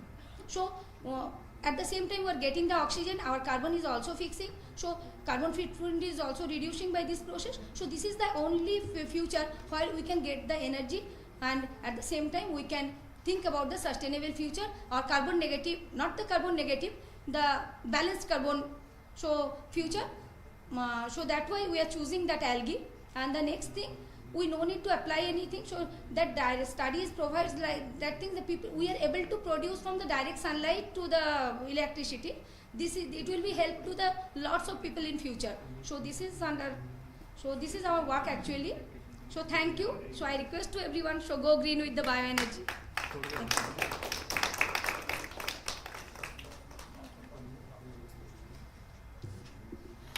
So the next presentation is by Mr. Chahal Bihari Soni from Indian Institute of Technology, Delhi.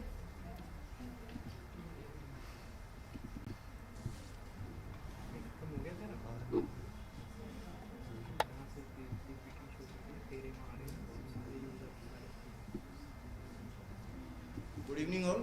My name is Chahal Bihari Soni from IIT Delhi. Title of my work are novel electrolyte additive for highly reversible and stable room temperature sodium sulfur batteries. These are the outlines of today's presentation. Let's come to the research background. As we all know, lithium-ion batteries has captivated all the market coming from portable electronics to electric vehicle. However, its energy density is reaching to its theoretical value. If we want to increase the energy density of a battery, then we require some advanced battery technology. So what are the other options which are available? We have sodium metal with high capacity and high negative reduction potential. At the same time, we have magnesium and aluminium, but magnesium and aluminium are multivalent system. If valency will increase, then the complexity of the system will increase. That is why we are focusing only on sodium metal battery. This is not only the reason, besides this, sodium is highly abundant material and the raw material price of sodium is very less as compared to lithium. That is why people are extensively working on sodium based batteries from past 10 years. Yes, sodium has a lot of potential, but at the same time, it has a lot of challenges. Challenges with dendrite growth, volume expansion, gas evolution, safety, and unstable solid electrolyte interface. If we stabilize the SEI, then most of the challenges can be tackled. So, for that, we have adopted a state-of-art technique in which we have stabilized the solid electrolyte interface with the help of some additives. So, we know a small amount of additive can modulate the properties of solid electrolyte interface. So, we have characterized various type of additive based on their properties, and we found a novel electrolyte additive that is 9-fluorinene. This is the structure of that. We know if we want to investigate the effectiveness of any electrolyte, then we should correlate with the Coulombic efficiency. For that, we have fabricated sodium copper half cell with the additive system and the reference system, and we found that the additive based system can prolong for more than 200 cycles with more than 99% of the Coulombic efficiency. And if we see the stability in CD curves, panel B and C are for the reference system, we can see it is highly irreversible system. If we add the 9F in our electrolyte system, we can found a very reversible and stable system. We also correlated with the nucleation over potential, and we found after adding a small amount of additive, the nucleation over potential decreased to 1/3, which is a very good point. Yes, we have seen it has a lot of potential, but why this additive is so good? For that, we did some DFT calculation of this electrolyte, and we found that this 9F molecule is replacing the diagonal molecule in the solvation cell. That is why this is reducing the decomposition of electrolyte over the sodium metal anode and stabilize the solid electrolyte interface. Yes, we have seen this additive has potential, but how much amount of additive is required for an optimum performance? For that, we did some optimization with sodium symmetric cell with the different concentration of electrolyte additive from 20 millimolar to 500 millimolar, and we found the 50 millimolar was the optimum in terms of cycle life and in terms of deposition over potential. With the same electrolyte composition, we did the cycling at different current density from 1 milliamp per centimeter square to 20 milliamp per centimeter square. We found very stable cycle life for more than 1200 hours and minimum over potential with just 25 millivolt. Then to investigate the surface morphology, how it is looking after the cycling, we did some FESCM postmortem studies, and we found in reference system the dendritic and Lucci structure was there. However, after adding the 9F, we found a very smooth, dense, dendrite-free structure, which is very well in agreement with the theoretical calculation. For just check to charge transfer resistance, we did some EIS studies. After 100 cycle, we can see the charge transfer resistance is very less after adding this additive. Then to investigate the solid electrolyte interface properties and to investigate the chemical composition of SEI, we did XPS testing, and we found that this additive is enhancing the composition of inorganic rich solid electrolyte interface, and we found that the content of carbon after adding the additive is decreasing drastically, and after 120 seconds of respiratory time, all the composition of the elements over the SEI was smooth, which is in well agreement with the DFT calculations. Then just to check the viability of the system, we coupled the sodium metal with the same electrolyte composition and with the FeS2 cathode, and we found in full cell configuration our cell can run for more than 300 cycles with minimum capacity degradation, and the IR drop in additive based system was very less, or we can see it's constant throughout the cycling. To conclude, we can say that this 9F can effectively regulate the deposition over potential. It can run the symmetric cell, it can run the full cells, it can minimize the deposition over potential. So identifying this type of deposition regulating additive is itself a novel discovery. So for that, I would like to thank my supervisor, Professor Vipin Kumar, our funding agency, IIT Delhi, and yes, Amity University for giving me chance to speak here. Thank you.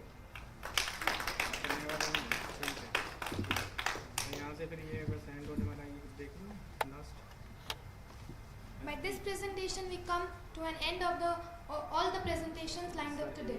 Now we would like to felicitate all our guests. I would request Dr. Sandeep Kumar Tiwari to please felicitate Professor Sandeep Kumar with the momentum.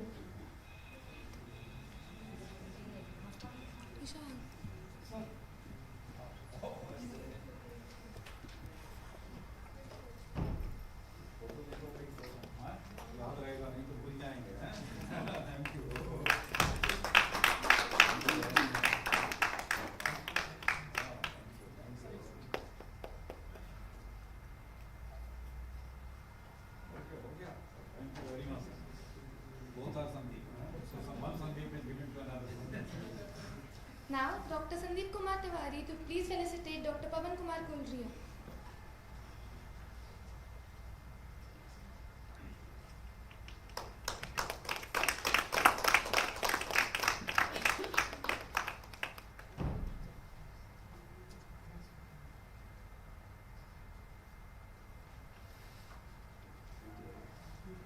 We would like to request H.D. Arora sir to please felicitate Dr. Sandeep Kumar Tiwari.